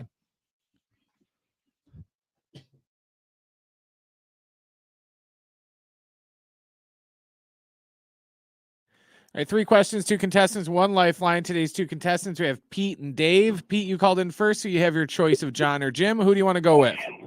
I'll go with Jim. Or Jon. I'm sorry. Oh, yeah, well, I thought it seemed like a mistake when you said it. So Pete's going to go. The way he said it with such conviction. I'm like, you have so much conviction to go with Jim. It was like 1 in 39. You could tell he regretted it instantly. I'm going for the person who knows that Chicago's in Illinois. Oh. That's the sore subject here. He was so close. He said Wisconsin. It's also a state. They're touching each other. Yeah, it's one of the 50. That was close. He didn't say like China. Well, the reason why, real quick, when you said when people say it funny, I immediately my mind blanks to Wisconsin, and because it's like some people say Wisconsin, right? No, no, that's how people not from there say it. Yeah, okay, that's right. Let's go. All right, Pete and Jon, which means Dave and Jim. Dave, I'm sorry, but you get me, okay? Let's go. Hopefully, it's not a geography question today. Where is all right? Where's America? It's funny you say that. Okay. What's the question? Name all 50 capitals. All right, guys. Shohei Ohtani is 40th right now among active players with a 34.7 career WAR. Today's question: can you name the 10 active players with the highest career WAR? And this includes all players. It's not just position players. So it's all players. All right. Pitchers are included in this. 10 best players in baseball. Active wins above replacement. All right. Okay. Dave, you're up first. What is your first guess? You do have a lifeline if you choose to use it. Let's try Mookie Betts. Mookie Betts. Mookie top 10 career WAR. Active players. Yeah, no, that's a good guess. Good guess. I like that. Good guess, Dave. Pete, you're up next. What's your first guess? You do have your lifeline if you want to use it. Oh, he's gone. Oh, So, no. okay. Someone 844-570-1360 if you want a chance to win. What happened? I want. One of them said that they didn't know a lot about sports, so I bet when he found out it was a sports question, he hung up. Be the game for you. Because I wouldn't tell him it was going to be a sports question or not. 844-570-1360 if you want to play Dave for a chance to win a free 4-pack of tickets right now to SeaWorld San Diego's Christmas celebration. Call in right now. Or we just no. Dave, 844-5. People are calling. 844. Call right now. Lines are lighting up. 844-570-1360. So Dave's got a lead. Yes, he does. But let's see. My partner's now going to be this 619 number. I won't read the entirety of the number. Imagine that. You're like 619. Yeah. All right. Who is this, Brian? You don't even have to put it up there. Oh, he's going to put it up there anywhere. Let's see. This is great. I was about to say his name was Brando, but it's Brandon. Brandon. All right, Brandon, you're with me. Do you know the question, Brandon? Top WAR. Yeah, top 10 active players in baseball career WAR. Yeah. And who's off the board? Mookie Betts is off the board. Correct. So you're up now. What's your first guess? It is. What's your first guess? You do have a lifeline if you want to use it. I'm gonna go with Matt Olson. Matt top Olson. 10 career. He had a really good year this year. Oh, Brandon. I think that's all right. You're still in it. It's only 1-0, Dave. 1-0, Dave. Dave, you're up next. What is your second guess? And you do have your lifeline if you choose to use it. Let's go with Freddie Freeman. Freddie Freeman. Yes. There you go. Brandon, you're going to need this to stay in the game, or it's a very brief visit here. What do you got? What's your second guess? You do have your lifeline, which is Jon, if you want to use it. Can I go with my lifeline then? All right, lifeline. John, what do you got? Has anyone said This shouldn't be that hard. Mike Trout? This should not be that hard. Mike Trout. Do you take it, Brandon? I'll take that. Yeah, that's a very good guess. You It like has that? to be close to the top. Has to be close to the top. But Dave, you could walk off here with the correct answer. You do still have your lifeline. So what do you got, man? Let's go with Bryce Harper. Bryce Harper on the list for the win. Top 10? Top 10. Wow. Doors open then, right? Oh, man. Door is open. He's 17th. Oh. Okay. He's missed some time. Brandon, this is a big one, buddy. What do you got? You don't have a lifeline, so it's all up to you. How about Paul Goldschmidt? Paul Goldschmidt. Wow. What? Really good guess. Was Justin Verlander on the list? Yeah. Gotta be. Yeah, he's number 2. How about here's one for you. Buddy. Manny Machado. No, Where is he? 11th. Oh. All right. So now we're going to overtime. Brent, give us the rules of overtime and the question. All right, how overtime works is I'm going to ask you a question. When I am done asking the question, you're going to yell out the name of your partner today, John or Jim. Don't yell out the answer. Whoever yells out the name of their partner first, you are going to win the game by getting the question right, or you're going to lose the game by getting the question wrong. Do you guys got it? Yep. Yes. All right, guys. Today's overtime question. What city are the winter meetings being held in? Jim. I heard Jim. But I heard Jim twice. Who said Let's go with Dave. Dave. Oh, it's right outside. Time's up. There we go. Oh, shoot. I forgot. Doggone it. Okay, so I got that it means anyway. Brandon wins. Brandon gets Automatically gets the win because Dave didn't know. Right outside. What happened there? Right outside Nashville, Wisconsin. Nashville, Wisconsin, Illinois. Right. Perfect. The answer is Nashville. Yes. I don't know if it's outside Nashville or not, but it's Nashville. Quick, where's Nashville locaed? What Tennessee. city? There we go. What city? Sorry, state. Gosh. State. Can you name another city in the state of Tennessee? No. You can't. Can you? Even though there's an NBA team there? Oh, Charlotte? No, you idiot. Charlotte, Tennessee. Someone please save me. How did you graduate high school? How long's your deal for? How long's your contract for? Why did I say that? I just blurted that out of nowhere. Tennessee, NBA team, Tennessee. Yeah, there's an NBA team in Tennessee. Tell us the rest of the list while Jim just ponders. Tennessee. Don't look at the NBA list. I'm looking at you. Let's hear the All right, list. Mike Trout is number 1. Verlander's 2. Oh, no, I'm an idiot. Yes, you are. Clayton Kershaw is 3. Zach Greinke is 4. Scherzer's 5. Mookie was 6. Joey Votto was 7. Goldschmidt was 8. Evan Longoria was 9, and then Freddie Freeman was 10. If it wasn't for our YouTube chat, he wouldn't have known it was Memphis. But it is Memphis. Memphis, Illinois. You know what? Chicago, Tennessee. I don't even know what we're talking about. All right. If you missed Darren Smith, Indiana.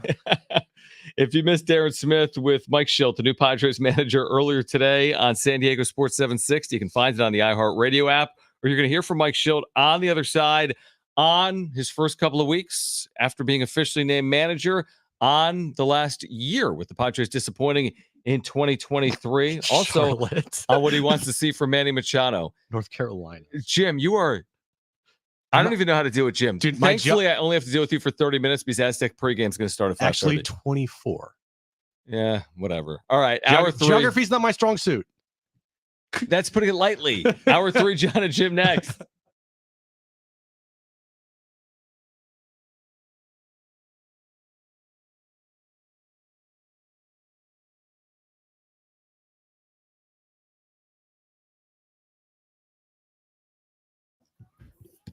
Murray, what's up, man? Thank you for the super, guys. Appreciate it. If you are here, please subscribe. If you're here, thank you for the super chats. Click the $ below the chat box. Ben Fletcher is here, by the way. He's just put his left. Murray says, as always, love you guys and God bless from the coldest state in the Union. You know what state that would be? Florida, right? Coldest state in the Union, Jim? Yeah. It's about to get real cold here in Minnesota. OMG, enjoy the warm weather, San Diego. Yes. Minnesota is definitely colder. It's not colder. It's colder. It's colder than San Diego. typically would be my guess. Although not in the summer. But thank you, Murray. Stay warm this winter. It's beautiful in San Diego, isn't it right now? It has been gorgeous. What is it outside right now, Jim? 70 degrees? It was before the sun went down. Pretty close. It was about 70 degrees today, maybe warmer, to be honest, than that. Murray, appreciate your support of the channel. We'll be back. You'll hear from Mike Shildt. We'll get you ready for some Aztec basketball coming up at 6 p.m. tonight as well. So thank you, Murray. Thank you guys for hanging out. We'll be back momentarily.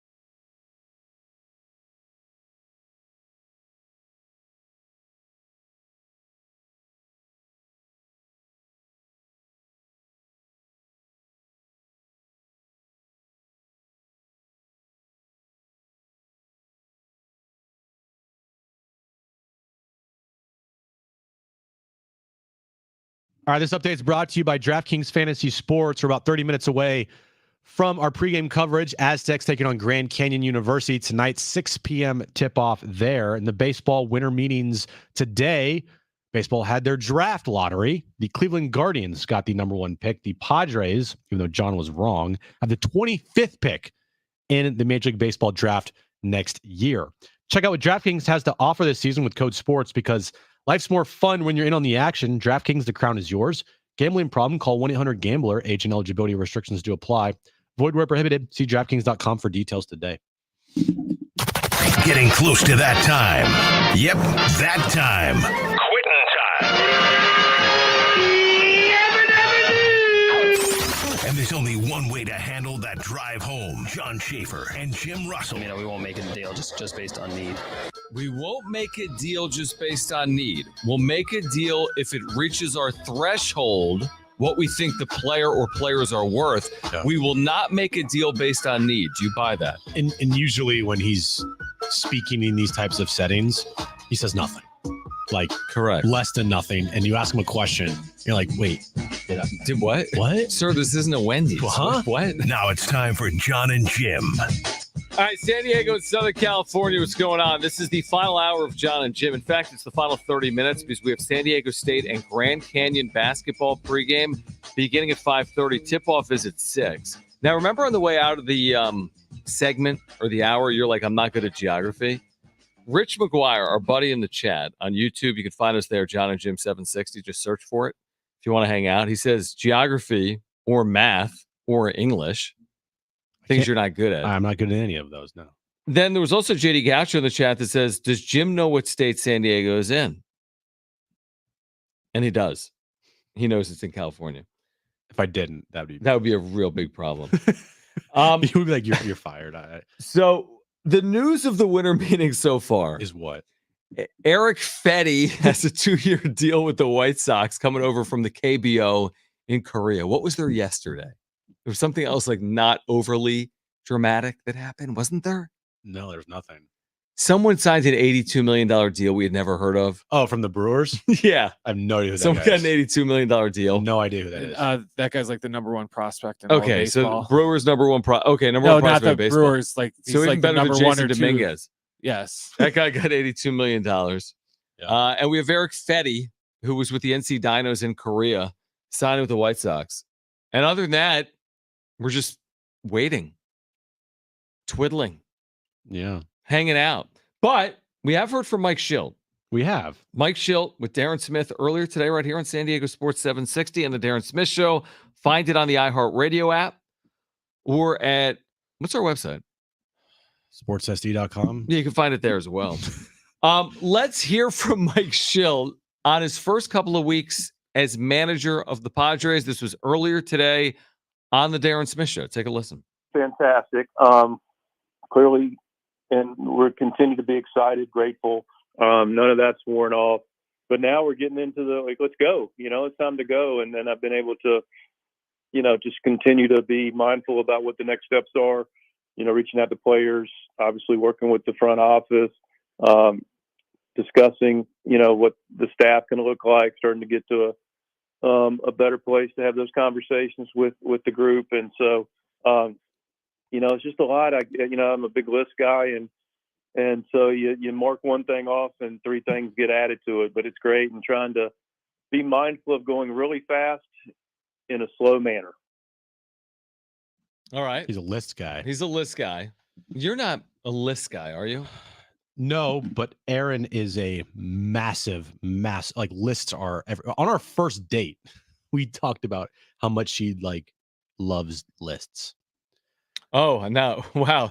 I must have won you over. I knew she was the one right there. I'm like, list. I need structure in my life. Because you're the unstructured one. Uh-huh. Yeah, here's the thing. I haven't spent a ton of time around you two together, but when I have, I'll give you an example. One time we went to a casino for a fantasy draft.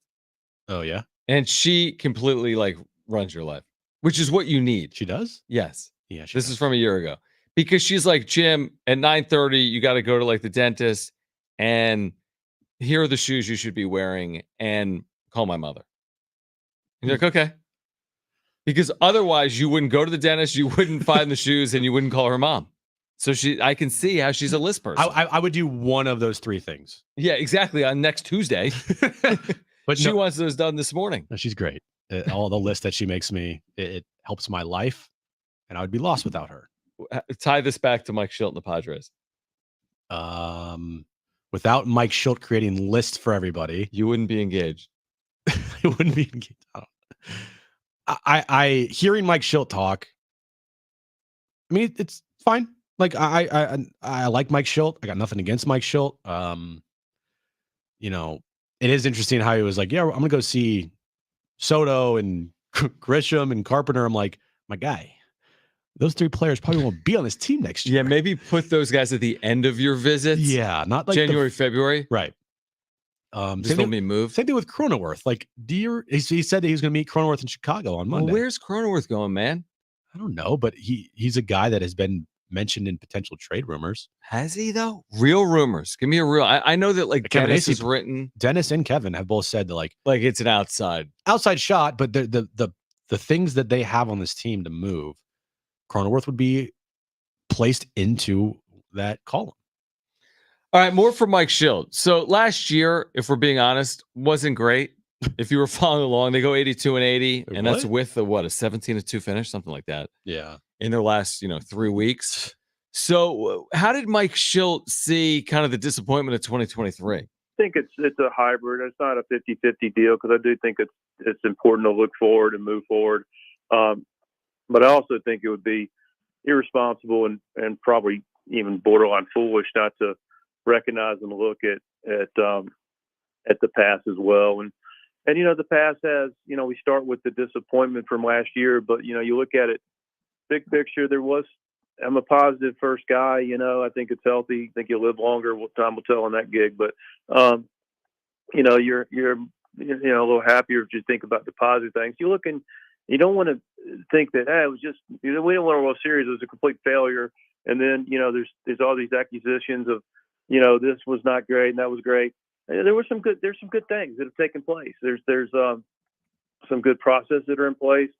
Clearly, when the National League Championship 2 years ago, I recognize this is a clearly what have you done for me lately business. I get it. There were some things last year that I'm still unpacking, and that's one of the reasons. You talk to the players.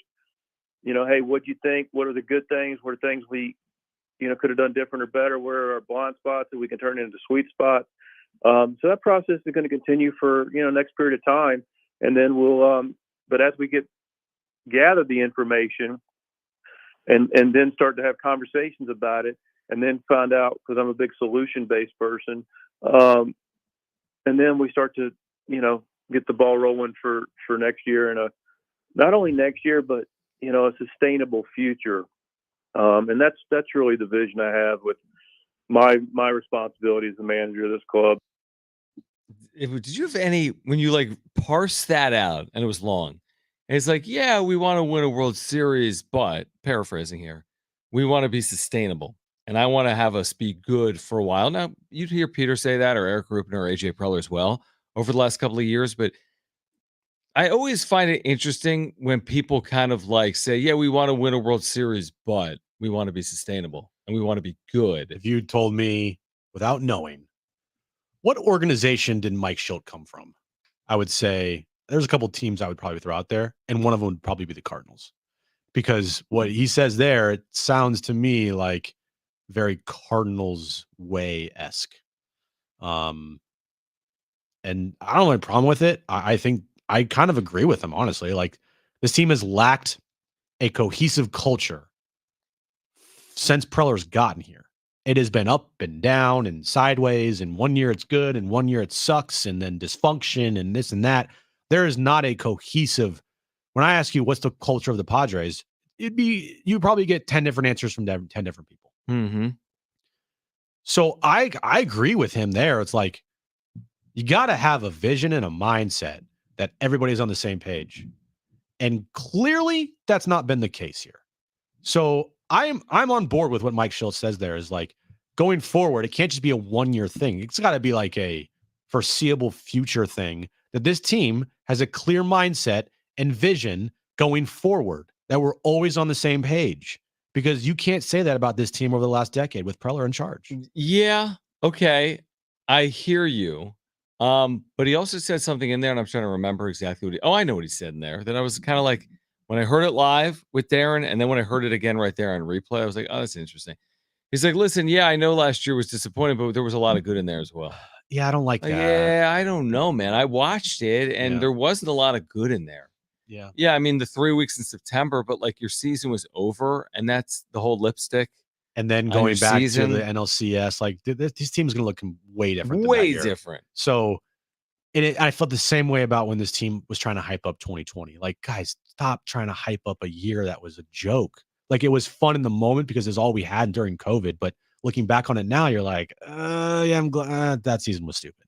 You know, like not stupid, but trying to portray it as something that was like amazing and that could translate to a 162 game season, because it couldn't. It was a 1-of-1 season. But even back to like what he said, like we want to sustain it.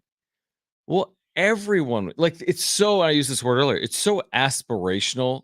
And I guess you're just answering a question and you're not in season. So what are you supposed to say? But this whole like, we want to be good every single year. Well, yeah. I mean, obviously you do. You've invested $200 million plus in the team. Yeah. You have superstars everywhere. No, Of course you want to be good every year. Why would anyone say anything other than that? Why you have a What problem I'm with saying, that? my issue is that what I have noticed, and it wasn't just with Darren. I'm trying to remember where I may have heard this. It might have been on what he said potentially on MLB Network, or what he said in his media scrum today. Okay. And I saw on social media was a lot of like, hey, what do you think? You're trying to win a World Series? Well, trying to move the goalposts. well, and I understand it because you're lowering payroll $50 million. It just hurts to hear it. It's like you look yourself in the mirror and What's you the realize expectations of the team? you're not the guy you thought you were. Maybe that's what that's what I heard a little bit. I'm saying today. Maybe that's just me. Maybe I'm reading into it. Whether it's what he said with Darren, what he said in the media scrum today that I saw on social media, was like he said a lot without saying we're going to win a World Series. Well, of course. Why would you want him to go and say, yeah, the Dave Roberts, Dan Patrick, pull the Dave Roberts, Yeah, and they don't win a World guarantee Series? it. I guarantee it. Do you want him to do exactly what the players did at the podium or on the stage last year at FanFest? Yeah, we're going to win in 5 games. Yeah, who are we going to play? The Astros? It doesn't matter who we play. No, we'll win in 5 no, games. you're right. You're right. But did you sense any of that? No. I viewed it as he came from the Cardinals. That right there, the description of what he envisions this team is the Cardinals way. Like that is the organization that baseball wise he grew up in. Like he spent the most time in, I guess, not grew up in, but he spent the most time. He spent like his whole career. Yeah, I think 18 years. Yeah. In the Cardinals organization. And over the 18-year span, how many years did they win a World Series? I mean, he was telling Darren today he was going to a Albert Pujols event. But you know the difference? Yeah, they're the Cardinals. Yeah. And I get it, but why can't you have that mindset when you're the manager of the team? Things need to change around here, and it starts with being consistent and a message and a culture and all of that stuff. Like but I didn't hear that. I didn't hear that. I didn't hear heard consistent message and this is the culture we're building. I heard it. Same well, page. then you must have. That's funny because he didn't use those exact words. Well, I think where he was going was we want to build something here that's sustainable for a long time, at least for a while I'm here, which could be just maybe 2 years, but still, right. If they start winning and they're consistent, you would think he's going to be here for longer than 2 seasons. Yeah, but again, I'm with you. And again, it's December and they have a million roster moves to make. But I'm like, what's different between Mike Shildt saying that and anything the previous 4 managers have said about their aspirations for the Padres? Nothing besides the fact that the only way that those words stick is by showing it with their actions. And it's not just the manager. It's a lot to do with the players. That's my point. This isn't the Cardinals organization. This isn't Bob Melvin's payroll or roster. Mm-hmm. Okay. Well, another thing too is, can Mike Shildt get through to Manny Machado? Can Mike Shildt make sure that when things aren't going right, things don't crumble like it has in the past? Well, do you have faith in that? And why would you? At this moment in time, no. Because if Bob Melvin couldn't, you always have to ask that question. Yeah, I know. If Bob Melvin couldn't do this, why can Mike Shildt? Yeah. At this moment in time, you're right. I don't have faith that is going to happen. But at the same time, doesn't mean that I don't think that it could. Sure, it could. Absolutely. 2022, it did. 2023, like it did not. If you're telling me right now, hey, put a betting line, right? Say $500 that Mike Shildt gets through to Manny Machado. Manny Machado and this team is consistent for the next 3 seasons. I would say no. I wouldn't put money on that. But that's what I'm saying. You're making my point. I know. This is what he's speaking on, I'm saying. I Are you buying what he is saying? Well, I buy it if it works out. Yes, I agree with you. And I don't have a problem with him saying it either. What do you I want? don't have a problem with him saying it either.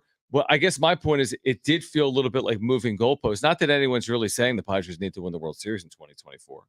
I mean, if you're being realistic, are there a lot of Padres fans out there right now that have this strong conviction or feeling that the Padres are going to win a World Series in 2024? You never say never. Mm-hmm. It's sports. That's the beauty of it. And you never know when it's going to be your year. But I'm saying that when asked about it, it almost feels like there's a little bit of deflection towards, as opposed to trying to win a World Series, we want to sustain success. Look, I just want this team to have no drama next year. Yeah, no, but you're not going to get that. That's really what you want as a sport. You want no drama. You think next year you're going to get no drama? I wasn't finished talking. And drama, I mean the articles about dysfunction and clubhouse culture. What does that have to do with? I mean, I don't put the two and two together. I mean, what Dennis writes in The Athletic doesn't really impact the job Mike Shildt. I don't think that takes away from Bob Melvin as a manager, and Dennis Lynn still wrote that in The Athletic. I wasn't saying it did. So I'm saying it's not dependent on who the manager is. Like Mike Shildt could be the manager. If the team's 4 games under 500, you're getting articles. Can we just get more than one season without any drama is what I'm saying. Because okay, so let's just wait on that. What? So if they win in 2024, yeah, they got to do it again in 2025. Well, yeah, it's what we said in 2022. But I mean, I don't even feel that way. I don't feel like that at all. I feel like just win. I know. That's the point. I can care less about what happens in 2025 if they win in 2024. I don't care about sustained success. But it's the argument I made for 7 seasons. Are you trying to sustain winning or are you trying to win? Why can't you do both? Because they haven't done either. Well, it's great to have, high, lofty expectations. Agreed. I agree with that. Which I am all for. I don't. They went for the goal. They went for it all this year. Didn't work out. Blew up in their face. All right. Mm-hmm. I thought after 2022 things were going to be different. Sure, I do too. I thought that now we're truly entering a time of sustained success.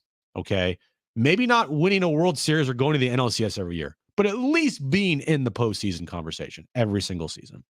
And that wasn't the case. It ended up blowing up in their face. Right. And I didn't expect it to be as bad as it was. Drama, dysfunction, lack of leadership, star players not performing, getting upset about money, like all of that stuff. I didn't expect that. Mm-hmm.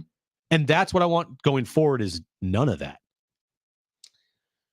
I'm not as worried about that. I'll take the 86 Mets if they win the World Series. Well, I'll take obviously. that's what I'm saying. But that's the dysfunction part bothers me none whatsoever. What bothers me is when an organization is positioned differently. Like you said, if they're moving goalposts. What matters to me is if the Padres do something they've never done before, which is win a World Series. That's what matters to me. And that's what we said even a year ago. Are they marketed well or are they positioned well to win? And it felt like it was more marketing than winning. Very well. So, like, more steak, less sizzle, I guess is my point. It's time to win on field. And maybe they're not as well positioned now to do that, cutting payroll by $50 or $60 million. And maybe it is a good sell. Hey, we're going to win for 5 or 6 years. And if we win the World Series, great. I would just rather say, I'm not worried about the next 5 or 6 years. I'm worried about winning. And there's a big difference to me. I think there's a huge difference. Well, you can definitely worry about both of them. You don't have to worry about either or. Like, I want to win now. But like you can also worry about the future. You agreed with me. You agreed where in 2023, we're like, who cares about 2025? Well, yeah, of course we did. But they went fully all in. And also to the point of like seeing how just badly it failed. Right. And going forward, knowing that that's not going to happen again. You're not going to see an all-in type of off season from the Padres like you did in 2023. And going forward, like the notion of this was talked about a lot when the Dallas Mavericks, right, were winning 50 plus games every single season for like 10 years. They couldn't, but they didn't win. But they did win one. They couldn't win an NBA title, except the one they won. No, yeah. but up until that point, it was like, what would you rather have? Would you rather have the Dallas Mavericks 10-year run of winning 50 plus games, making the postseason, but never winning a championship, always giving yourself a chance though? Or would you rather have that 1 year winning a championship and then screw everything else. Easiest thing in the world for me. We should talk about it more tomorrow. The 1 year. I know. Easiest thing in the world for me. Me too. You've never won. Yes, What's the I know. point? What is the point? Is the point to have marketable stars, or is the point to bring a championship to the city of San Diego? What is the point of all of this? But that's from like a fan perspective, and it's much easier to talk about from a fan perspective. From a business's from perspective. a business perspective and a baseball perspective, and trying to build a franchise. Like they're not like, let's just win a World Series and blow it. Who cares? Well, they're not going to say that. I know, but I'm taking the World Series over sustained success. I think a lot of people probably disagree with that. I would too. Every day of the week, I'm taking the World Series over sustained success. Me too. And that's why when I hear about sustained success, to me, it starts leading me down a path of, oh, you're not thinking about winning a World Series. You're thinking about being good and being in the conversation. That's just where it takes me. All right. We're back tomorrow at 3 p.m. We've got our pregame coverage, the countdown to tip-off. San Diego State Grand Canyon coming up at 6:05 Pacific tonight from Phoenix, Arizona. If you missed anything today, sportssd.com, iHeartRadio app, iTunes, TuneIn Radio, Spotify. Find us on YouTube. Search for Jon and Jim 760. Find us on social media at Jon and Jim, JONANDJIM. For Brent and Jim, I'm John. Keep it here. Our pregame coverage for San Diego State and Grand Canyon is next on San Diego Sports 760. Okay. Bye.